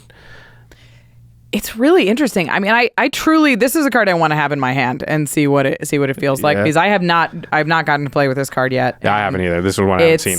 Yeah, this is in the Peace Offering precon, and I don't know if I give somebody an extra turn. I don't have... there's no way you can politic well enough that you control that extra turn, right? They're not gonna... They're like, you give this to me. That's a cost to get you to leave. And, like, what happens if Jimmy's attacking you, Jimmy's ahead, and if you give Jimmy that extra turn? Is that better for you? So I go, I'm going to go away, give Jimmy the extra turn, and hope he kills the other 2. And then I tap and hope that... And then hope you can beat Jimmy. Like, I guess you have to have another plan for Jimmy's board in your hand. I mean, I think that scenario is, again, a scenario where you could think is reasonable, and your percentage that you're right in that scenario is going to be way less than the reality. Is that because we just classically undervalue the amount of impact that an extra turn has. That's why when people cast Expropriate, you basically should never give them an extra turn, and people do all the time because they're like, I don't want my best thing stolen. And you're like, yeah, but it's either your best thing stolen or you lose. And in their brain, they're like, no, I might live. No, you won't. Yeah, it's you too won't. much. Yeah, and that's the problem with the extra turn is like you think, oh, they'll get an extra turn, but I might live. No, you won't. You're giving them 8 more mana, 1 more card, 1 more attack phase. Like you're giving them an extra combat, an extra card, and all of their lands untapped. In addition to extra like Planeswalker activations and extra. It's and you just don't know what they have in their hand. They've been sequencing stuff. They're smart too, right? Yeah, it's just. And sometimes you will be right. Yeah. And you might live, but I think your judgment, if you think you're going to be right 80% of the time, you're going to be right 40% of the time. That's a big gap. That's why I don't love it because I also don't love it because I know no one will ever give me an extra turn. Probably not. No. Yeah, they're never giving it to me. So you're one of the 2 other players. Yeah. Do you ever cast this just to get the birds? No gift. 6 mana 4 2/2s with flying. That's a really interesting question. Is there any, like, if you're in a bird deck, is that worth it? It's an instant. It's 8 power at instant speed. It's not super efficient, but it's not the worst thing in the world. If you think somebody's setting up for a huge turn, and you're like, all right, I'm going to hold up my protection. I've got like other things I can do with my mana. And I have this spell, and it doesn't come to fruition. Do you just slam it and make 8 power and attack people with 8 power next turn? Is that good enough? I don't know. It's very interesting. If you have a token doubler or something. Then it's good. Because that's not a terrible rate. 6 mana, 8 power, flying. Sure. It's not great, but especially when you compare it to something like Inkshield. But Inkshield doesn't have that flexibility of like, oh, it wasn't the turn I thought it was. I'll just make a reasonable amount, 5, 2, 1 flyer. So no, it's only like, did they attack me with a lot of stuff or not? Yeah. So I have another question about this. Yeah. Because from a collusion standpoint, this feels like an incredible card for, and I know that there's not a lot of Commander tournaments, and they're usually CEDH, and this is probably not playable there because it's so expensive. Yeah. But, you're playing and you can kind of get, it's not like straight up king making, because a lot of extra turn spells, you can just target another player if you want to. Right, yeah. But it's very obvious when you're like, I cast an extra turn spell, that's all it does, and but I target Rachel. Yeah. But this one's a little different, where it's like, I'm going to die, and I'm sort of giving Rachel the win, but I'm okay because Rachel and I are friends, and, that's... And it gives me a chance to not die. Yeah. It gives you a glimmer. It's like a wild Angel's Grace is what this is. It's Angel's Grace with a huge cost. Yeah. Where it's like, I'm not going to die right now. I get 1 more turn to see if I can handle this. Right. Is how I picture it. But what I mean is you can give it to somebody on purpose. Like you play this to like help a friend, win a game or something like that. Where it's like it's a collusion thing. You know. It's I don't know if it's going to be an issue in tournament and play, or I don't think there's casual tournament play. It's certainly not a CEDH issue. But yeah, if somebody casts this against you and they just give their partner or their friend or an extra turn just to have them do the thing, it's nice. But like from a winning perspective, you're like, well, they're a turn ahead of me, and that is not something I was prepared for. So, there's a lot of spite possibilities too. Of like, hey, I'm going to cast this, and I'm going to give the extra turn to the players ahead, and all I ask is to kill them, and then me after that. That's fine. There was an otter that did this ages ago. That was like ETB. If you cast it, give somebody an extra turn, you gain protection, all your stuff, and you gain protection from that player. Yeah.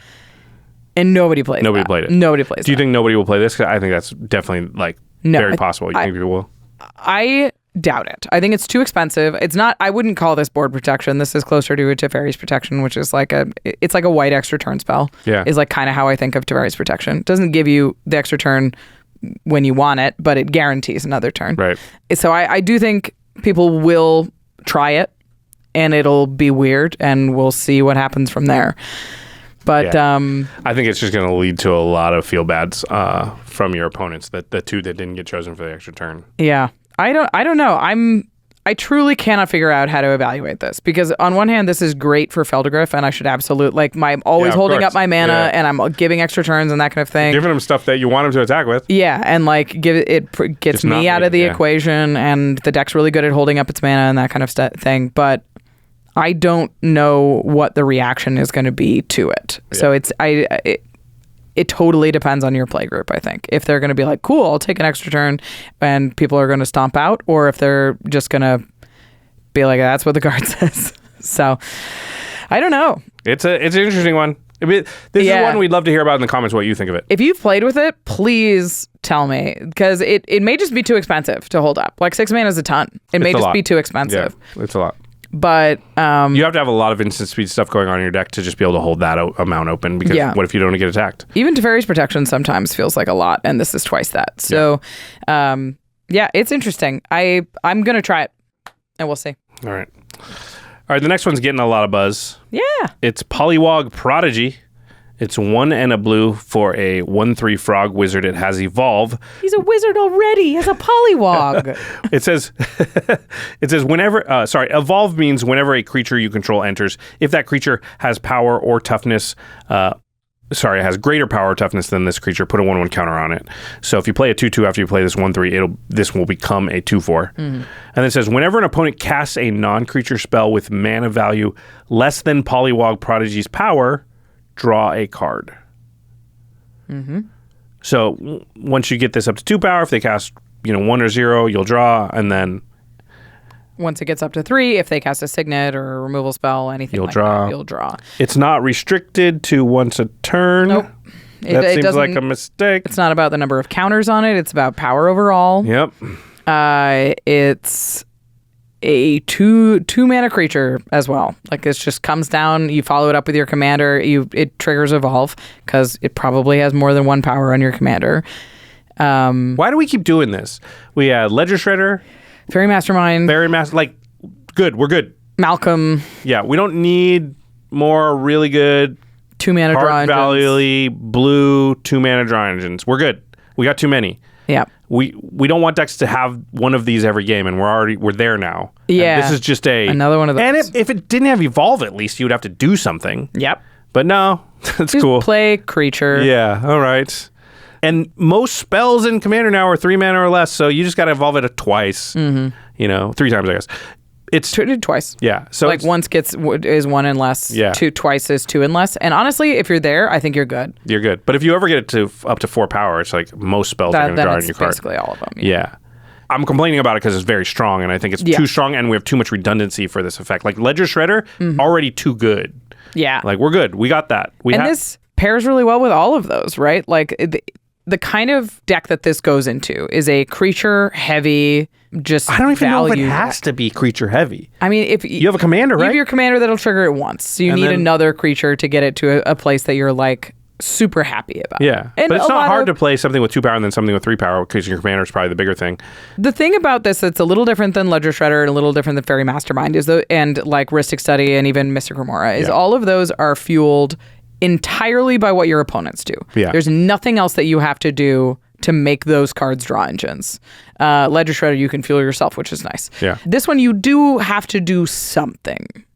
So it does have that, but the upside is quite high. You just draw every time they cast it. I mean, this is better than Ledger Shredder once it's, 3 power? Yeah, probably.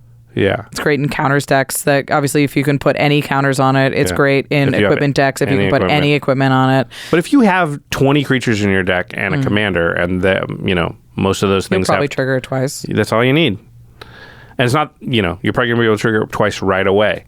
It's very good. A lot of what we talked about in this episode is really powerful 2 mana creatures that are good, or 2 mana permanents that are good on 2. Yeah. They're great to just cast on 2. And it's sort of signaling to me something that I've been picking up on lately is that 2 mana rocks, 2 mana ramp, they may not be good enough. Wow, that's crazy. Isn't that wild to say? That's crazy. Like, if I cast Are we there now? Like, if I cast a Rampant Growth. We're just... And then next turn, somebody Legacy. plays this, I would rather cast this. Yeah. because this draws me more cards, and it's like it doesn't get me to my 4-drops faster, but it's okay. I've got a busted 2-drop that turns into a 4-drop as the game progresses. I still think I want the 2-mana ramp because what I want to do is chain 2 of them together. That's fair. To just leap ahead, but I'd rather get my card draw going so I can get those 2 things. But more and more, still, yeah. I've been cutting down the number of 2-mana ramp that I put in my deck because my 2-mana proactive spells, I just have more of them. Yeah. And they're just as good as me casting ramp unless I have a really firm curve of like 2-mana ramp, 3-mana something, 5-mana something. Like, unless I have a very solid curve that I'm trying to hit, you know, I'm fine with like 8 2-mana counter ramp spells or like and putting in 3 or 4 2-mana really creatures that just do something. Yeah. Because, you know, if I don't need to get to double spell my 4-drops, if I don't need to get to 8 mana, I only need to get to 4 to be able to double spell my powerful 2-drops, then why ramp? Then you don't need as much. Yeah.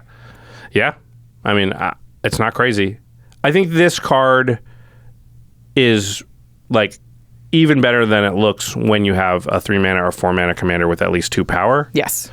Just so you know you've got that follow-up, and you know this is going to just, if you draw it early, comes out, and then you know, you follow it right up.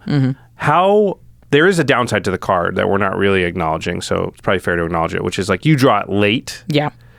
It's quite a bit worse than Ledger Shredder or Fairy Mastermind. I agree. When you draw it turn 7+, turn 6+, maybe. And so that is a tug and pull. I think the reason I'm minimizing that in my head is because I have many cards in my deck that are good early and not as great late, and the way you make up for that is you double, triple spell, or this just becomes a card I discard. Because cards, especially blue decks, but all decks nowadays draw so many cards. I don't know about you, but I feel like I discard to hand sizes more than I ever used to. And so you just can't have some cards that are worse late. Yeah. But you can't have cards that are bad early, because that's the part of the game where you kind of set yourself up to win or lose later. Right. The cards that are really good in that beginning curve and aren't necessarily great in the late game, I think there are absolutely places for. I mean, we think of all the signets that we run, like those aren't good in the late game, but it's easy to get rid of them or find a spot to cast it. Or string a couple of them together. Right, and have a perfectly serviceable turn. And I think, you know, if you get this up to 1 when the Swords to Plowshares and Swan's Songs and all that starts slinging, like it is going to draw you some cards even if you evolve it once. Yeah. So yeah, it's not as good in the late game. I think a big thing it doesn't have is evasion. A lot of like Fairy Mastermind and Ledger Shredder and Malcolm, they all fly.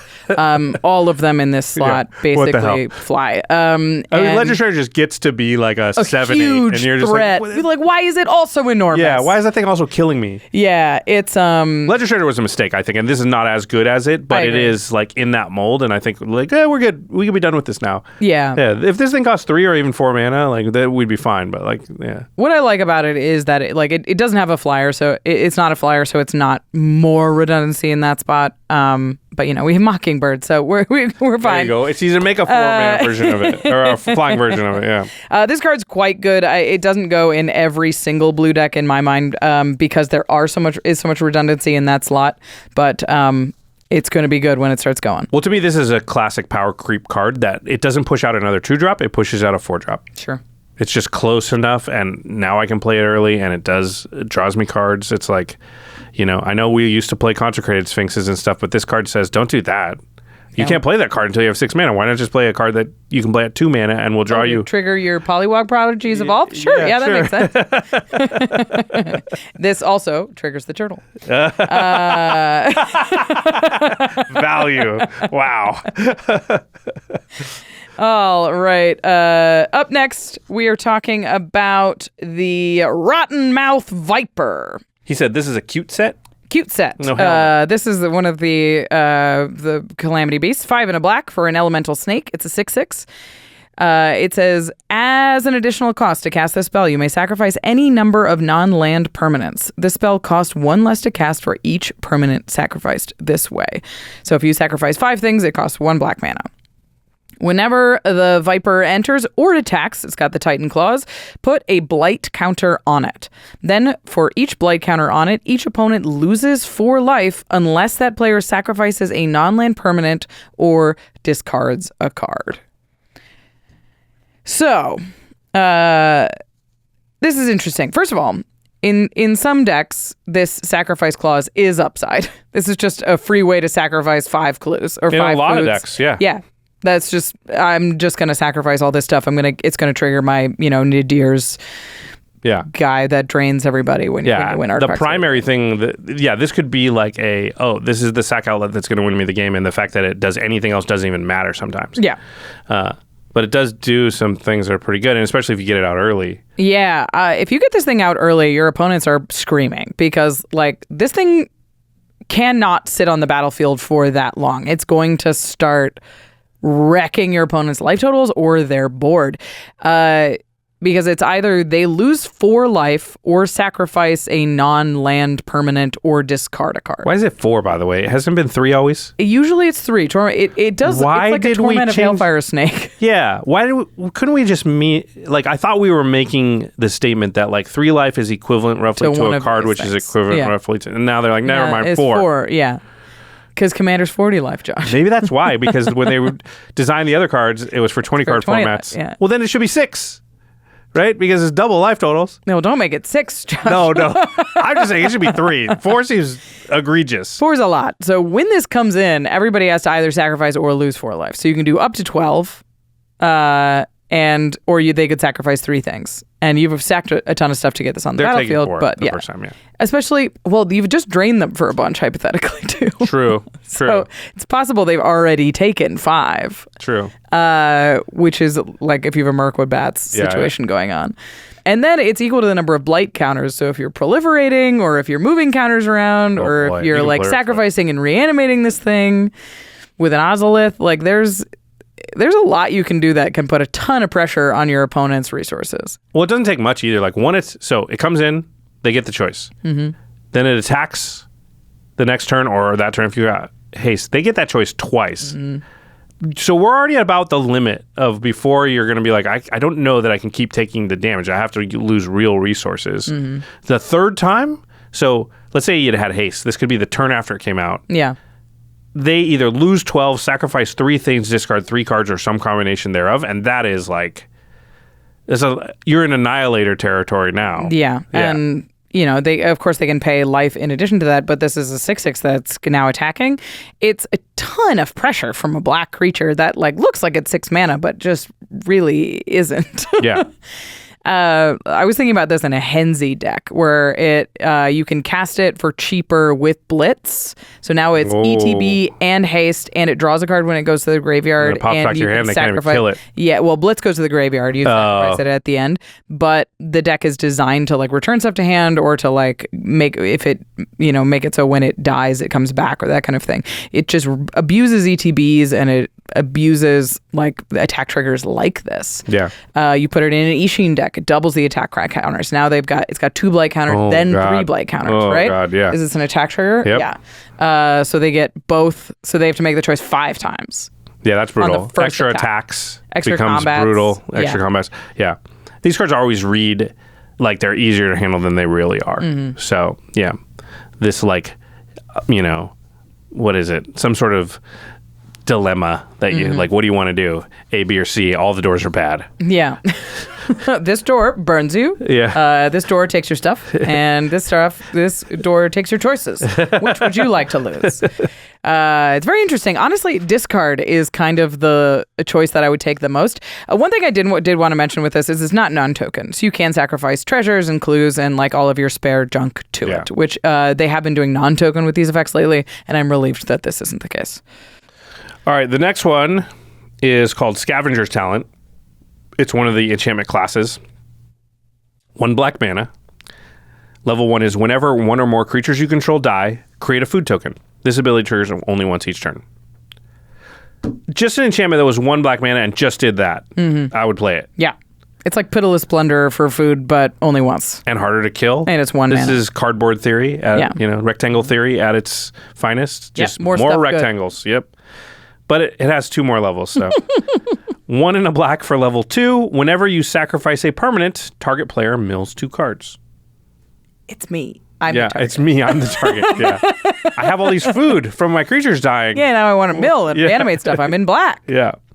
And then level 3 is 2 and a black. At the beginning of your end step, you may sacrifice 3 other non-land permanents. All these food? Wow.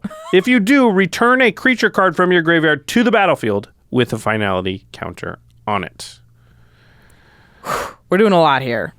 I mean, this just goes perfectly in all of the decks that are like sack stuff to make stuff, to sack that stuff, to drain, to... It's just loop-a-doop-a-doop. Artifactocrats or aristocrats, either one. Any of these tchotchke decks, as you call them. Yep. There's a lot of these decks now, and they're all really good, and it just is like, I don't care. Get an Academy Manufacturer out there or whatever. I just want a lot of rectangles. They killed your Academy Manufacturer, reanimate it with this spell. Like, It's just... What the heck? Yeah. It's just like, I have... Okay, so what do you got over there? Okay, I got 12 food. I got 9 clue. I got 3 treasure. You know, I got 2 blood. And you're just like, I'm going to play this snake and sacrifice 5 of them, drain you all for 10. Yeah, it's just, now reanimate this thing. Yeah. Yeah, it's going to be really good. It's really good. The tricky thing about those decks is that you have like, I have this many sack outlets, and I have this many things that make junk, and I have this many things that, benefit from that. And you can draw one part of the deck, but not the other part. And this one does a couple parts of the deck. Yeah. It fills up your graveyard, which is always good in this style of deck. It makes stuff, and it reanimates other things. So this is like a 3-in-1. Something I did want to mention is that this card on its own doesn't do anything. Yep. It is only 1 mana, so that is a low opportunity cost, but it doesn't give you food. It doesn't give you any of those pieces. So I wonder if it's more difficult to find a spot for this than it looks, but it's also 1 mana.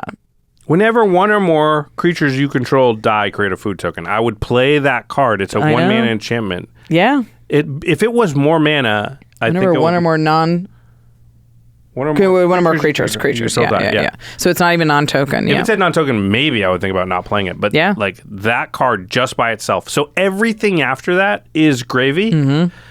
And just like, would you like to incidentally mill yourself? Yes, I would. Oh, would you like to incidentally reanimate things? Yes, I would. Thank you. Yeah. Yeah, these talents are all so powerful. Really good. Yeah. Because those are just all relevant abilities in this style of deck, which is obviously extremely popular these days. Okay. Oh, we're to the seasons. Yeah. We're not going to talk about all the seasons because we live in Los Angeles. Yeah. We only actually have 2 seasons here. We're going to talk about 3 seasons today, though, because we heard about another one on TV. I know winter exists. Yeah. Because I see it on TV. Yeah. The first one that we're going to talk about is the Season of Gathering. This is a 6 mana sorcery. It's 4 green. It says choose up to 5 paws worth of modes. You may choose the same mode more than once. Yeah, this is interesting. It gives you a little currency and then gives you a little shop. And it's like, what do you want to buy? The funniest thing about this to me is they picked 5. Animals have 4 paws. Yeah. Why is it? It probably wasn't 1, 2, and 3 probably the math doesn't quite work out. So these animals have an extra paw. For 1 paw, you can put a +1/+1 counter on a creature you control. It gains vigilance and trample until end of turn. For 2 paws, you can choose artifact or enchantment, destroy all permanents of the chosen type. For 3 paws, you can draw cards equal to the greatest power among creatures you control. So, for example, you could choose, I'm going to draw cards equal to the greatest power I control, and I'm going to give 2 creatures +1/+1 counters. Although if you're going to do that one, you probably give the same creature +1/+1 counter. Yeah, so you counter, draw, Yeah, they do resolve in order. Yes. So you would put the counters on first and then draw the cards. Yeah. It's a lot of flexibility. Mm-hmm. I do like the design. I do too. I agree. 5 paws is a little weird, and I'm sure that all of them are like, yeah, we had to do that. That sucks. It started as 4, and they were like, yeah, but then we had 1 and then 2 2s, and then the correct answer was always to pick 2 2s. Yeah, exactly. Yeah. They probably had trouble like balancing the abilities in that situation too. Right, yeah. Yeah. I really love that this has like a destroy all artifacts and enchantments like mode on it. Me too. Yeah, because that doesn't affect you off in 1, especially in green, but devoting an entire card to it sometimes feels bad because you're in games sometimes where it's like you can't find a good spot to use this ability, and this one says, in those spots, just draw a lot of cards, make something bigger. Yeah, exactly. Yeah, I mean, this is great. This is a Rishkar's expertise that instead of casting a random 5-mana spell, blows up all artifacts or blows up all enchantments, is the way I've been looking at it. Like most of the time you're putting this in a Power Matters type of deck where it's a card draw spell that can be flexible based on what the situation is. You do have to choose either artifacts or enchantments. You cannot blow up both for 2 pause, but you could choose 2 pause, blow up all artifacts, 2 pause, blow up all enchantments, and then give something a counter if you'd like to. I like the choice because I think it's hard to build a deck that doesn't have enchantments or artifacts, but it's not that hard to have a deck, especially when you're in green, that doesn't have very many of one of those. And I think if you've got this card in your deck, then you should lean away from one and towards another so that you always have the option to just sort of one-sidedly, all enchantments, because I don't play a lot of enchantments, or all artifacts, because this deck just doesn't have a lot of artifacts. It's probably artifacts, because green likes enchantments. But that makes this card incredibly powerful because it's just one of the modes you're choosing. It's crazy. It's like a destroy all artifacts. Imagine you have none, and then the average commander game around turn 6, you're getting 7, 8 things maybe. Yeah, you hit like 1 or 2 mana rocks per person, probably a few treasures, and like an incidental artifact creature. And maybe something even more high impact. Crazy. Maybe a good, And then and then you're like, but also I draw 4 because I have a 4. You don't even need a 10 drop. Like that is an incredible card if you can pull it off. So the way you pull that off is, yes, this card does the thing, but you build your deck leaning towards, I'm not going to have very many artifacts in here. And that also opens you up to playing all these other cards that blow up artifacts. And you know what green's good at? That. Yeah. It's very good with Igra if you're playing Igra. Bait of Progress, Collector Ufi, what we were just talking about, those type of cards. Like, you open your... Now, some people don't like some... For whatever reason, we live in a world where Bait of Progress is fine and Collector Oof is not, but whatever. 1's 6 mana and 1's 2. Yeah. I like this card a lot. 6 mana just isn't that much in green. Yeah. It just isn't these days. Rishare's Expertise is a card that we love to play, and this looks just like it to me. And often green has the reverse problem that most colors have, where they're like, I got a lot of mana, but not a lot of cards, and this will solve that problem. While actually impacting your opponent's boards, which green actually isn't very good at. Yeah. Like, I still run Bane of Progress in most of my green decks because there aren't a lot of ways to blow up all artifacts and enchantments in green that I like very much. Yeah. There's like some other sorceries which are usually 4 mana, but this one's so much higher impact that I like how many abilities are on just this one card. Yeah, this card, I think, is definitely a card we are going to see cast a decent amount in the format. It just is sort of like a good stuff green card. Yeah. All right, the next one is the black one. It is Season of Loss. It is sweet Dominic Mayer art, first of all. Yeah, it's cool. Yeah. 3 black for a sorcery. Choose up to 5 paws worth of modes. You may choose the same mode more than once. For 1 paw, you can say each player sacrifices a creature. So you can have each player sacrifice 5 creatures. That could be the whole thing. Includes you. Yep. For 2 paws, draw a card for each creature you control that died this turn. Uh-huh. So you can do 3 of the first mode and 1 of the second and draw 3. For 3 paws, each opponent loses X life, where X is the number of creature cards in your graveyard. Okay. Famously, this is a card that was played on the Bloomburrow episode of Game Nights to great effect. Yes. This card's really interesting because I was looking at similar type effect cards, and I was looking at like Taste of Death and Necrotic Hex, which is like each player sacrifices a certain number of cards, creatures. And we don't tend to play a ton of them because Black's just has better board wipes. But the fact that this one also draws cards, I think, is the main thing I want to look at here. Because even if you pick like, all right, I only have 2 creatures I want to sack, you only have to do 1 like paw, 2 paws, and then it's you sacrifice 2 creatures, draw 2 cards, and keep the card you want. Yeah, you don't have to spend all 5 paws if you don't want to. Yep. And then in the late game, you're like, all right, I'm ahead on board. I've been doing a ton of milling. This is just a win con. Also makes it incredibly flexible and very powerful. Also, this is more efficient than all of the cards that I mentioned before. It's 5 mana versus the Taste of Death and Necrotic Hex. They're all 6 and more. Yeah. Plus, this one, you can sacrifice the creatures with this on the stack, and then get the how many creatures are in my graveyard part. Like, you can also draw a card for each creature you control that died this turn. You can sacrifice the creatures before that happened. So it's not just the creatures that you caused everyone to sacrifice with this spell. Right. You've got your other sack outlets out. There are just a lot of decks that really can't beat each player sacrifices 3 creatures. Like, there's a lot of decks that like they're never going to get 4 creatures out. They're never going to get 2. And so they're just like dead to this card if they don't counter it, basically. And that is a very powerful place to be because sometimes you just be like, cool, everybody sacrifice 2 creatures and, take damage or I'm going to draw a couple cards. But what I'm really doing is saying, Jimmy, you can't win. Yeah. Yeah. You're back to the Stone Age and I'm going to press forward. Also, I have a bunch of triggers because my stuff died. Yeah. This is definitely an aristocrat card. I mean, this is like a sacrifice your creatures, go wide, tokeny, black deck. And it doesn't... It could go in a big self-mill deck, it like a Conrad type thing, which usually has a bunch of tokens as well. Conrad feels like sort of the perfect pair, actually. Yeah.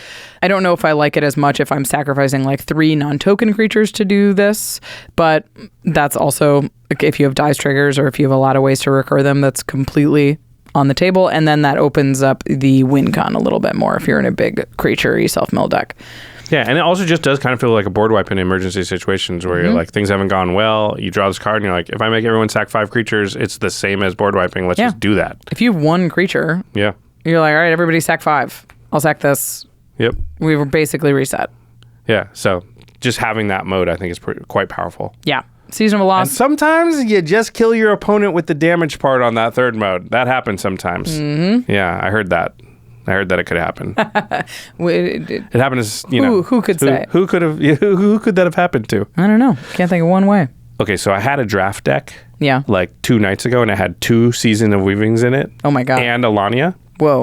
And it was amazing. I believe that. Yeah, so I'm going to talk about Season of Weaving here. 3 big busted rares. There were games where I cast Season of Weaving 4 times because of the Alania, and you don't lose games unlimited where you do that. You cast a 6-mana sorcery 3 times? 4 times. 4 times. I resolved 4 of them. 4 times. Yeah. A mythic sorcery level unlimited. Yeah, I can see my opponents keep fuming on the other end of the computer, and I don't blame them. Okay. Season of Weaving, 4 blue for a sorcery. The 5 paws thing. You get 5, you can choose more modes, whatever. 1 paw equals draw a card. So you can draw 5 cards if you want for 6 mana. Not the greatest, but you can do it. 2 paws is choose an artifact or creature you control, create a token that's a copy of it. Okay. So basically draw a card and cast it.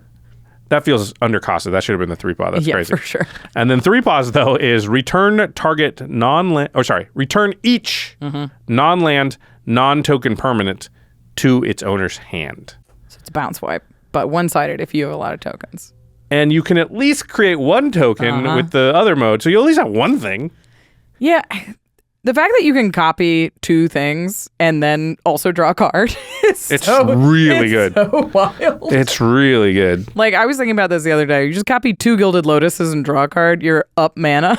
You're even on mana and you've drawn a card. Yeah, you think of the mana disparity. You pay 6 mana. If you copy something that's 4 mana twice, you got 8 mana worth of stuff plus draw a card, which we know draw cards are worth 2 mana. So for 6 mana, I got 10 mana worth of stuff. And that's a very modest scenario. There are scenarios where you're like, oh, copy a thing that costs 7. Copy my Agent of Treachery twice and draw a card for 6 mana. That's wild. Then think of all the decks that are just like, I just want a good token because once I have that, I'm Broodclad or whatever, I populate. I can make copies of that token with my other cards, and this card does that part of it too. Yep. And the bounce thing. The bounce thing is actually the hidden, crazy part about this. You fork this thing, it's so good, like Fury Storm this thing. And you go, okay, cool. Mode 1 is make a copy, and mode 2 is bounce. And I Fury Storm it, so I get 4 of these. And you go, make 4 of that, bounce everything else. It's brutal. It's non-land, non-token permanent. I mean, why is it permanent? If it was creature, maybe. Yeah. Permanent's nuts. It just sets everything back, and you get to keep whatever artifact or creature that you've copied, and likely you're in a deck that makes some other amount of tokens naturally, like a Broodclad or something. I imagine this goes sort of hand in hand with Perplexing Test, which usually goes in token-y stuff, because you have ways to make a ton of tokens, or if you have ways to abuse that it's tokens. So doublers like Anointed Procession, which we haven't even talked about with this card. Jeez. Yeah, Mondrak or something. Yeah, just any... Oh, no, man. Yeah. You can absolutely change the entire state of the game with this single 6 mana spell. And that's really what you want out of a 6 mana sorcery, is you want things to have gone completely from fine to I am now in firm control of this game. Yeah, not just I was behind and we got back to parity. No, I was behind and I'm now winning. Yeah. it's absolutely on the table here. It feels like, in terms of like game-changing spells, this is on parity, if not better than Sublime Epiphany, which I think is like, Sublime Epiphany is the kind of spell where if your opponent casts it, you're like, I think I've lost. I think I lost the game. Epiphany. That's nuts. It's so, that's the, yeah. Every time they do, you're like, you do that and that and that. Oh my God, and that. Oh, and you draw a card too? Great, thank you. What the hell? You cast 4 cards. Yeah. Sublime Epiphany in the 1v1 it's always an arena cube, and it was just like, well, I guess I'm in blue because I am definitely going to cast Sublime Epiphany. If I get to 6 mana with this in my hand, I cannot lose. I'm going to copy an Archaeomancer and counter your spell and get my Sublime Epiphany back. Go. And your opponent's just like, I never can win. Yeah, this is over. Yeah, Season of Weaving with like an Archaeomancer or those kind of cards, super good because you create the token copy of that thing. Yeah, this would be wild in an Orvar deck. Yeah, I love this card. I think it's probably could be ubiquitous, pretty much, because you said, oh, it should go in if your tokens. I also think it should go in if you have Gilded Lotuses and things like that. In big, impactful artifacts and creatures. Yeah. And creatures, yeah. And it should also, it bounces your stuff. So if you've got like a Blinky, like, hey, listen, I've got a Mulldrifter and a couple other things. I want those back in my hand. Like, this is great. Copy the Mulldrifter, put everything back in my hand, reset the board. Now I'm just going to beat you through card advantage. Yeah. Yeah. This is a sweet board wipe. What I like about this is not more powerful than Cyclonic Rift, but it is cooler than Cyclonic Rift. So you get to be like, all right, get out of here. I'll play like a neat proactive. People won't as much say like, oh, you're playing that card, at least not for a while. Yeah. So I wanted to say that with that limited deck where I had 2 of them in the Alania, I went 7-1. I lost 1 game, and the card that I lost to in the 1 game was Fecund Greenshell. The turtle. Because I bounced everything, but they had 11 lands in play already, so they just like replay the turtle, draw a card. Yeah, they were like, replay all my stuff, and I was like, crap. Oh, man. Okay. Speaking of copying, this is a great thing to copy with your Season of Weaving. Sunspine Lynx. 2 red for an elemental cat. It's a 5/4. It says players can't gain life. Damage can't be prevented. Sorry, Teferi's Protection. When Sunspine Lynx enters, it deals damage to each player, including you, equal to the number of non-basic lands that player controls. So this is Price of Progress C, Acidic Soil Lee on an ETB on a non-legendary creature. I mean, this thing can end a game for sure. Yeah. I mean, this is Gary levels of the game is over, right? Probably, yeah. It doesn't gain you the life, but that usually Gary's not about that anyway. Yeah, but in terms of just slamming the door shut. Sure. I would say like Gary's in the reanimation color, which kind of red has to work a little harder, but it's not impossible to re-get the ETB in some way. There's definitely ways, but it's a little harder. But yeah, the amount of damage it can do is so high that like maybe you just need to make 2 copies of it and it's over. So for clarification's sake, I said sorry to Teferi's Protection. Obviously, their life total cannot change due to this. Right. But they still take the damage. So the commander damage thing works. The commander damage thing works. Or if poison this is would in work. Play. Poison would work. Damage triggers all trigger. Is what damage cannot be prevented means. But their life total still cannot change if they've cast Teferi's Protection or Perch Protection. Oh, right. So TikTok would be right in this Or case. the One Ring. Oh, God. Yep. Also gives you protection from everything. But this gets around the one ring because now damage can't be prevented. But it doesn't have the Your life total can't change clause. Jeez so Louise. Everything's fine, and Magic's very easy. Yeah. Totally understand all of it. This thing is going to be really good in any deck that can clone it, can blink it, can make like a bunch of copies of it, can reanimate copies, it. That kind of like copy until end turn, then sacrifice it. Red's really good at that. Yeah, like Delina Wild Mage. Those kind of decks that attack and roll dice and make more and more and more copies. That's, you got to be careful. Maybe you'll kill yourself, but you're in mono red. You should be fine.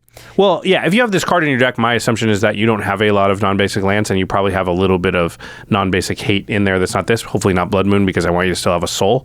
But if you can put a Blade of Selves on it, a Helm of the Host on it, that kind of stuff is going to be like insane. And then you don't have to do it very many times if you play it later in the game, because it's likely to do in the 7-8 range to, a lot of players. And if you're like, well, I'm actually only taking 2 or 3, you're going to be fine. So build your mana base around it. It's mostly going to be in mono red decks or like 2-color decks, and then know that your deck is full of basics. So you're going to have to accommodate with fetch lands and that kind of thing. And the can't gain life, players can't gain life thing ain't nothing. I agree. Yeah, it's. If you're in a burn deck and they gain life, you're like, the game is over. Yeah, I like can't if they win. draw an Uro or something, Heliod's you're Intervention. like, I love running that I'm card. Toast. Yeah. Yeah. Heliod's Intervention I love, and I use the life gain part of it way more than I ever thought I would. Sometimes you're just like, gain 80. You can't. The Rakdos deck can't win now. No, yeah, they're out. Yeah. And this card is like, crap. So, and then there's some decks that are like, I'm all about life gain, and that thing turns off my whole deck, so I have to kill that. And, you can't predict which games that's going to be important and not, but just the fact that that's not why it's in there, you just get that sometimes is, very powerful. Yeah. No fogs, no life gain. You're taking this damage. Cool. I like that card a lot, and I'm sure I'm going to die to it. I like this card a lot. I feel like you're going to kill people with it more than you're going to die to it. Of the people in the office, you're more likely to play that card than get it played against monocolored damage decks with big creatures. Assertive creature decks, yeah. I also like this card. It's Tempt with Bunnies. If you say it like that, then it's Tempt with Bunnies. You want a bunny? Everybody wants a bunny. It's 2 white for a sorcery with tempting offer. Draw a card and create a 1/1 rabbit creature token. Then each opponent may draw a card and create a 1/1 white rabbit creature token. For each opponent who does, you draw a card and create a 1/1 white rabbit creature token. So if I cast this and everybody is tempted and wants a bunny and a card, then I'm going to get a total of 4 bunnies and 4 cards? Yeah. For 3 mana? It's pretty good. It's pretty good. The biggest... So we've talked about tempt cards before. Sure. And the answer is generally never take the tempt.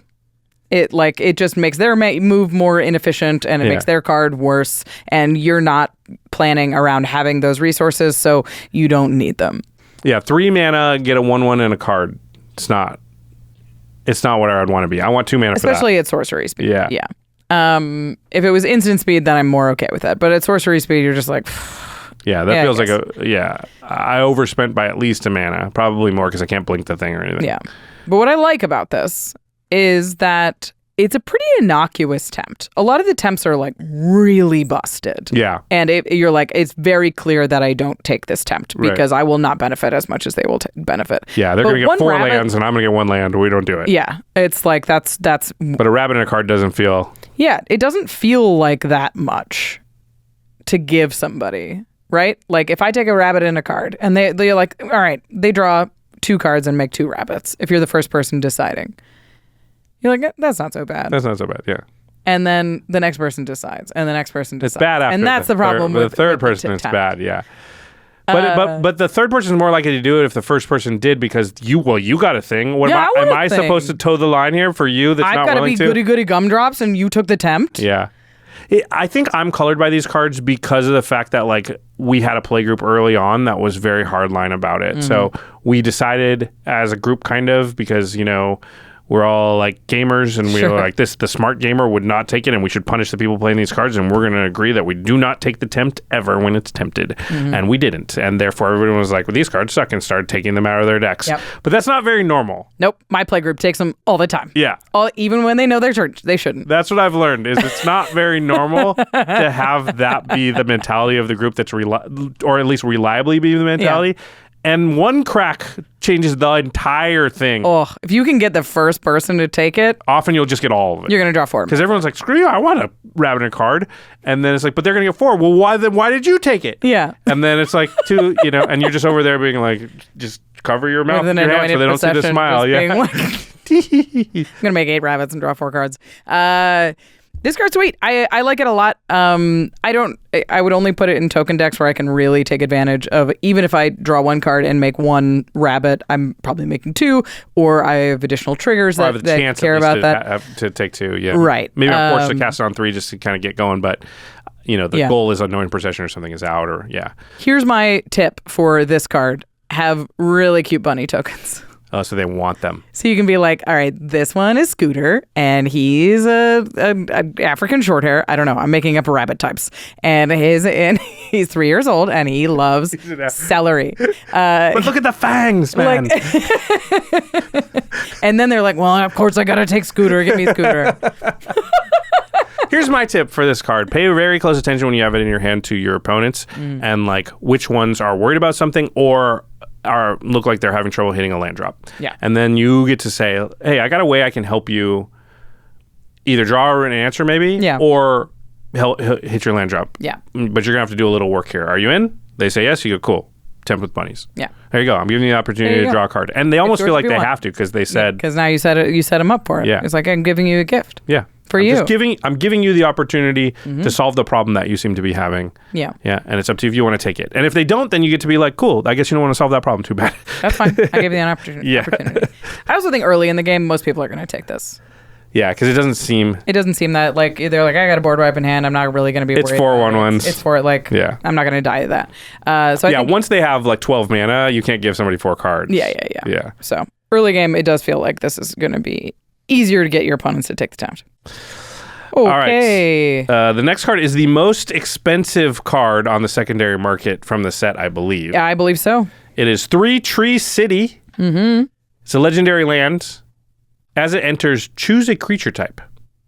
It can it doesn't come in tapped. It comes in untapped. You can tap it to add colorless, or you can pay 2 and tap it, choose a color, add an amount of mana of that color equal to the number of creatures you control of the chosen type.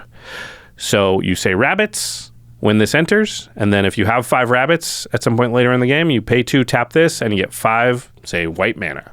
Sweet. So it is... I was going to say Gaia's Cradle. It's Nykthos. It's Nykthos level. For typal synergy. Mm-hmm.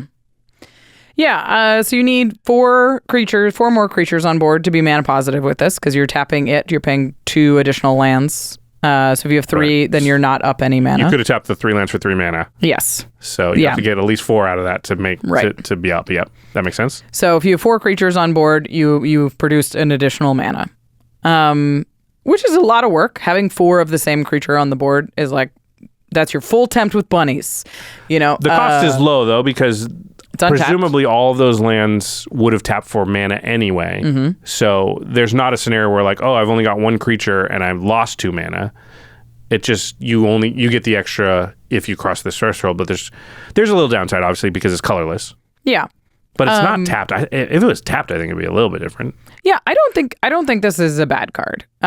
Especially because if you're in a typal strategy, there's a lot of 5-color lands for you. Just sort of already, like you've got the 2 that are like choose a creature type, and you can Cavern of Souls of Souls gives you that mana for all of that stuff. So and all that, if you're in a typal strategy, this feels extremely free. So I don't think this is going to harm your mana base, even if it's just a colorless land that you don't quite get to the point. Right. For it to be maximum value, you obviously want a deck that's going to put a ton on the board. And generally, I would think you want it to be a cheaper creature type.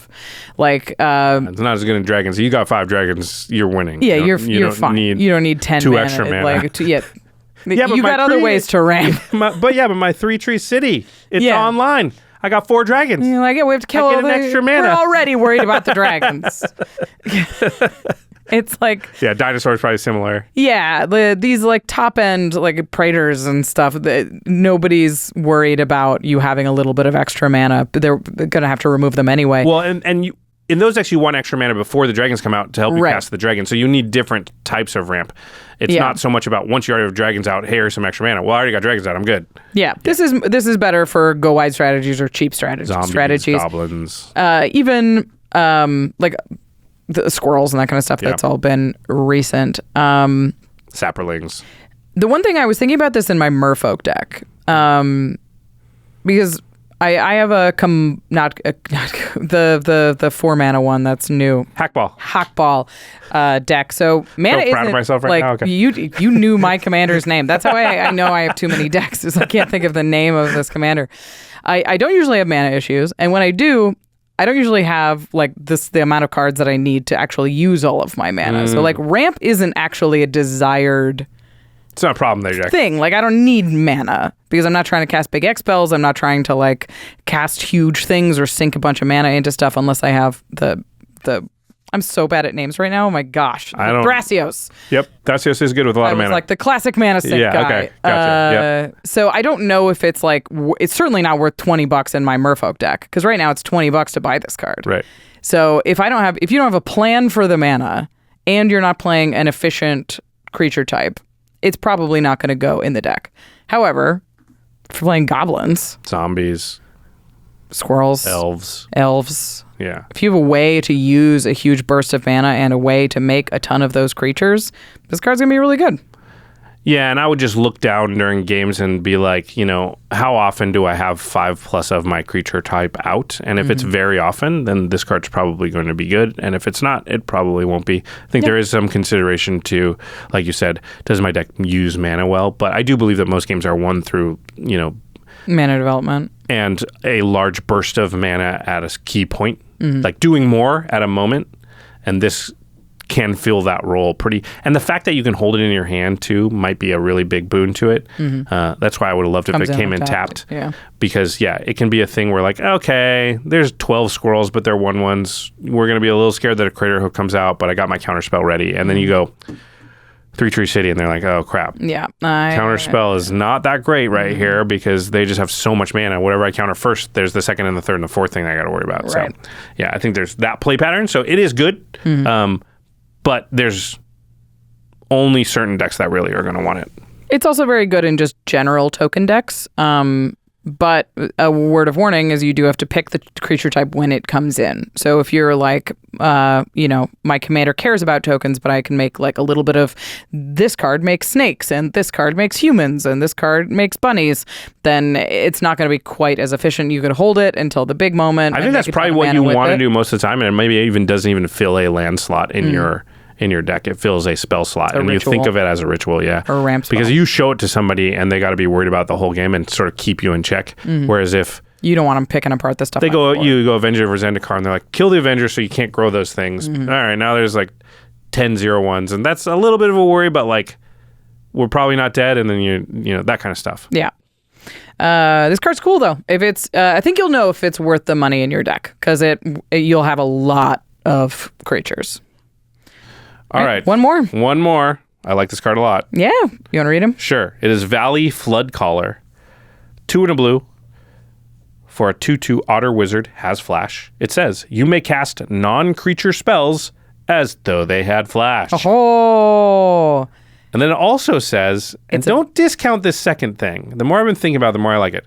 Whenever you cast a non-creature spell, birds, frogs, otters, and rats you control get +1/+1 until end of turn. Untap them. Sweet. It's a Vidalcan Ottery. Nice. For 3 mana. Maybe it's playable again. I mean, with Flash, if Vidalcan Ottery had Flash, I think it's playable. Yeah. And this does. Yeah, Vidalcan Ottery, famously one of my favorite cards, but has just, I can't play it anymore. It's 2 do nothing, and 4 mana is a very crowded slot. This is 3 and has Flash. I think I can play it. Now, not long ago, we had this discussion about Final Word Phantom. Yeah, and I've played with it a number of times. It's not as good as I want it to be. I agree. I have not had good luck with this card. That has Flash, but only lets you cast stuff with Flash on end steps. Yeah. So it just doesn't give you the flexibility that you really want when you have a Vidalcan Orrery. Is like, I want to be ready for anything. And this says you can be ready a half second too late or a half second too early. Yeah.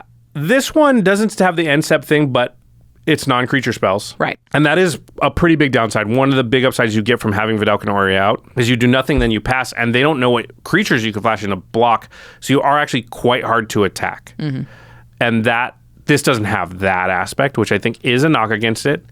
But that second clause helps that part of it a lot, because they do have to go, well, okay, what if they just cast 3 non-creature spells and this thing's a 5/5? Well, you can block with that. Yep. Even if it's tapped, it'll untap it.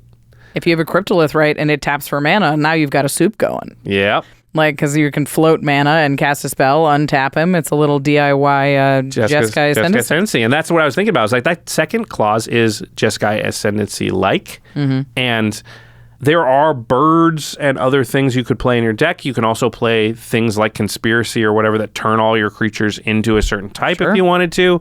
And again, I wouldn't put those cards into a deck in order to play this card. I would put this card into a deck that already has a Conspiracy in it. Like a Birds of Paradise is not a big cost, though. Exactly. You're probably already running it if you're in green, right? Yeah. Yeah. So, and you can probably lean in a couple of places and just have maybe 5 or 6 cards that, you chose this one over that one because it's a frog or whatever.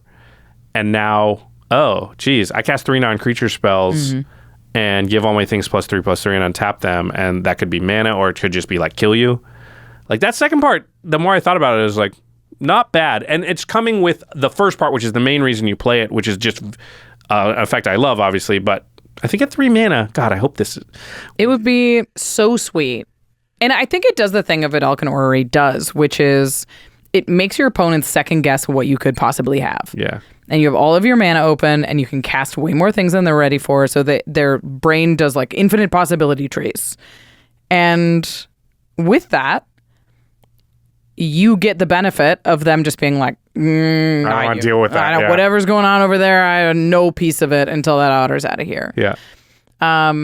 And it means that, like, I like it with ghostly prisons a lot to be like, or like, I didn't want to commit to this on sorcery speed on my turn, but I've seen what you've done with your turn, and it seems like you don't like me very much right now. I'm going to flash this in, and I'm going to get the protection I need. Obviously, you can't do that after they've gone to combat, but it gives you that same benefit of like, okay, I didn't commit my mana until I absolutely had to. Yeah. And a lot of the time when you're running this kind of effect, it's because you want to hold up a counterspell and a permanent. Like, I want to hold up Wilderness Reclamation and a counterspell. And I can cast my counterspell, or you didn't cast anything, I'm going to flash in my enchantment. I'm going to play Saga or Planeswalker or something like that. Yeah. That's what I love about Vedalken Orrery.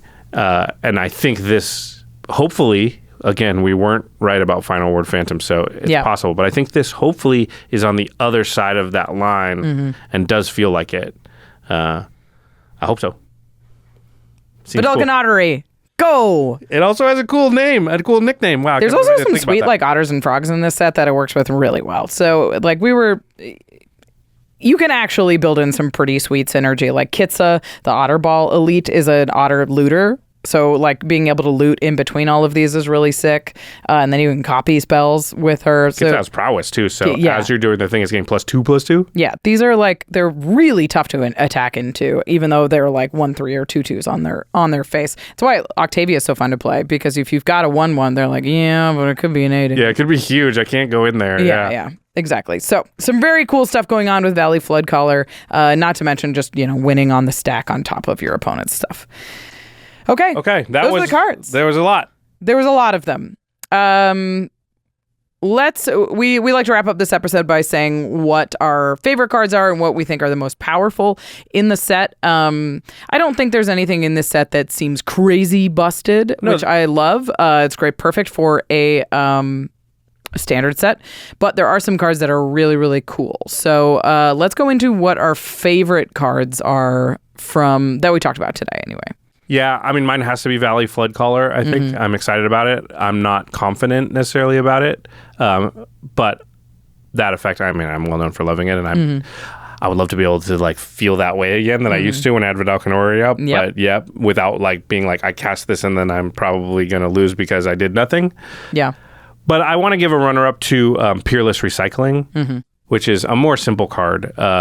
Get 2 things, and when you gift 2 permanents out of your graveyard. But I have had this in my hand and cast it quite a bit at this point, and it feels good every time. So I feel very confident that is a very good card, and a card that could be sort of staple-ish. I think you should try playing with it, and you'll come to see like, geez, this is just really good. I just get 2 things. They're good things every time. They're what I need. I hit my land drops, or I ramp a little bit more. I get a key creature back, or I do 2 of those things, right? Like so. The instant speed is so huge on this. So huge. It's because you just do not stick your neck out to do it. Yeah. What's your favorite card? There's so many silly cards in this set that I'm excited about. I like Tempt with Bunnies because it's a silly little moment in a game, but I think the card that I'm most excited to put it into a deck is Octomancer. It's so good in Feldergriff. Yeah. Both of those are good in Feldergriff. Both of them are really, really good in Feldergriff, which I'm excited about. I think I'm going to try Perch Protection in Feldergriff just to see what it feels like. And they're all from the Group Hug Precon, so it's worth seeing that like how the design is playing into what I'm building, which is cool. But I like that Octomancer has this floor of just like, all right, if you're going to get value, so am I. So you can either not do it right now, or you can choose to walk right into it. And it gives the Feldergriff a little bit of more dynamic win cons, I think, which the deck is desperate for. So I'm excited for those. All right. I think we both think the same card is the most powerful card. Yeah, I think so. I mean, there's something to be said for Dawn's Truce. The heroic intervention is that good? But heroics already exists with no gift on it, so it's hard to... I guess the one we're going to pick, though, there are other versions that exist that we think are on par or better as well, though. Yeah, that's the thing is there's a lot of cards that feel like they're right up to the line where none of them feel like, well, we're going to be seeing a ton of that. But we're alluding to Pollywog Prodigy, which I do think is that good. It's a 2-drop blue creature that you draw a card whenever anybody casts a spell that costs mana value less than its power. Yeah. I just really like these kind of creatures in blue, and the more of them that there are. Like, I like Ghostly Pilferer, which just triggers when people cast commanders or flashback spells or anything from not their hand. And that feels like a very narrow effect until you draw 2 or 3 cards off of it, and you're like, I got a creature that drew me 2 or 3 cards. Yeah, my little 2-drop. That's fine. I played that on 2, and I hit 2 people with it, and it drew me 2 cards. That's all I needed. Yeah. So I think it's got a really low bar to clear in terms of the value that you get out of it. You evolve it one time, you're going to draw some cards off of it. Yeah. Yeah, I think it's quite powerful, but not broken. I do not... And it's really hard to design cards, and I think, it's basically impossible for them to do what I'm sort of asking them to do here, but I don't like too much redundancy of certain things, and it feels like we're there with this. Sure. Like 2-drop blue cards that give you card advantage. We're good. Like, we got enough. There's too many now, yeah. Do you think 3-Tree City gets close? Yeah, we're both a little lower on it than the general populace, and I will say, to be fair, that I think we have a tendency to think things are not as good as sort of the community thinks they are, and then almost overcorrect. Mm-hmm. I agree. For I'm smarter than all the people out there, and they think it's awesome, and they think it's an A+, and I think it's an A, and then I talk about it like it's a B+. Right, I agree. And it's like... I think we definitely did this on the white enchantment, the 4-mana white enchantment that I can't think of the name of. Trouble in Pairs. Yep. And I think it's very possible and probable almost that 3-Tree City is the most powerful card in the set. Mm-hmm. And hey, listen, there's a reason that it's the one expensive card, the $20 plus card. It probably is warranted, but I don't have a lot of decks that it would go in, so it's also a thing like that because I don't play, I don't have an elf deck or goblin deck or zombie deck. Yeah, me and neither. It'll be so good in those decks, though, that it probably might be the most powerful card in the set.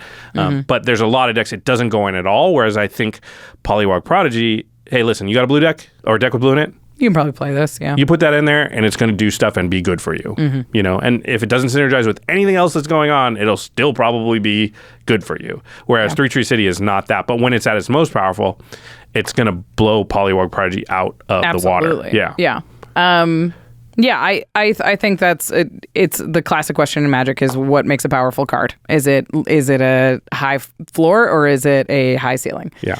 Or low ceiling, but high floor or low ceiling, or low floor but high ceiling. Yeah. Right. And it's always hard to actually decide on those. But there's some really powerful stuff going on. I think Mockingbird is just a really flexible, cool card.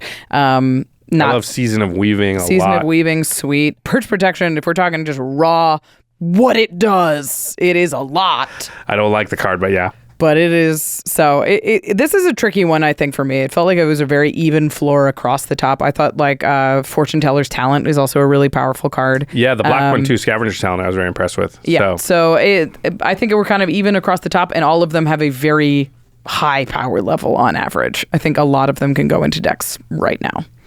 All right, to the listeners, what about you? What do you think about this set? What card are you most excited about? What card is your favorite or do you think is the quote-unquote best or most powerful? Do you agree with us? Do you disagree? What do you think about Perch Protection? Yeah. Have you played it? Is it too expensive? Is it too salty? What is the deal? Yeah, whatever your experience has been. We'd love to hear from you. And then, of course, once you decide what your favorites are, what the most powerful are, well, you know where to go to pick them up. You go to cardkingdom.com/command. That is the best place to go to pick up your Magic product singles. Anything at all. They have all the Bloomburrow stuff there that you can pick up. They have all of the Assassin's Creed stuff. They got all of the MH3 stuff. They got all the OTJ stuff. And pretty soon they'll have all of the Dustborn stuff because Card Kingdom is the single best retailer. They have a huge inventory. They have the cards you want. They have the versions you want. They got them in the condition combinations you want. You put those 67, 60, I usually do like 80 because I'm going to cut when I get home, but whatever. You put them all into one cart, you check out, they all come in one convenient package to your doorstep, you get it all at once, and you can add the lands. And then spend like 5 hours agonizing over the last 3 cuts that you got to make, and then you're ready to play. So cardkingdom.com/command. Go get that ledger shredder that's like ripping pages out of the book. We talked about ledger shredder a lot today. It's very cool. I mean, you need 5 ledger shredders in your collection, right? Like, that card's so good. Once those cards are in your hand, you're going to need to protect them, keep them safe, make them look cool. Go to ultrapro.com/command to get the highest quality Magic accessories in the business. They have a ton of officially licensed product from Magic. If you're into Bloomburrow, go get the Bloomburrow product. It's got a very specific vibe. So if you're playing Ms. Bumbleflower, you kind of need to have the cutesy playmat to match. You can't just have some horrifying Magic art. It's going to feel very dissonant. So if you're all about making your stuff match and feel cool, check Ultra Pro, see what they've got in stock. There's a lot of cool product on there. Plus, if you're really like a Secret Lair, they often get Secret Lair arts. So if you check right after a Secret Lair releases, make sure you sign up for their newsletter so you know what products are dropping, what products are on sale. You can get Secret Lair art on playmats, which I feel like not enough people know. I just bought the Not a Wolf playmat because my friend Dan did that Secret Lair, and they had a Not a Wolf, like the wolf sitting at a desk from the token, and I was so excited. So I have that playmat from Ultra Pro. You can pick up some cool stuff while supporting the show at ultrapro.com/command. Yeah, they got all kinds of cool limited drops. Yeah. Well. All right, before we go, big thanks to our amazing team here at the Command Zone, which is David Lenz, Eric Lem, Gaurav Galati, Jordan Pridgeon, Jamie Block, Manson Lung, Josh Murphy, Jake Boss, Sam Waldo, Evan Limburger, Katie Cole, Mitch Trafford, and of course, Jimmy Wong. All right, everybody. That will conclude our coverage of Bloomburrow. Mm-hmm. We've got a couple weeks here until we start talking about Duskborn. So, yeah. More to come. Duskborn, this is more my vibe than Bloomburrow, I gotta admit. I did cute bunnies and stuff. I was like, I'm in. I like I'm a good mouse with a sword. Mm-hmm. Yeah, but 80s and 90s slasher movies, I'm a film guy, so this is a little more my speed. I'll just say that, yeah. Tempt bunnies. That's where I want to be. All right, everybody. Thanks for watching. Bye. Peace.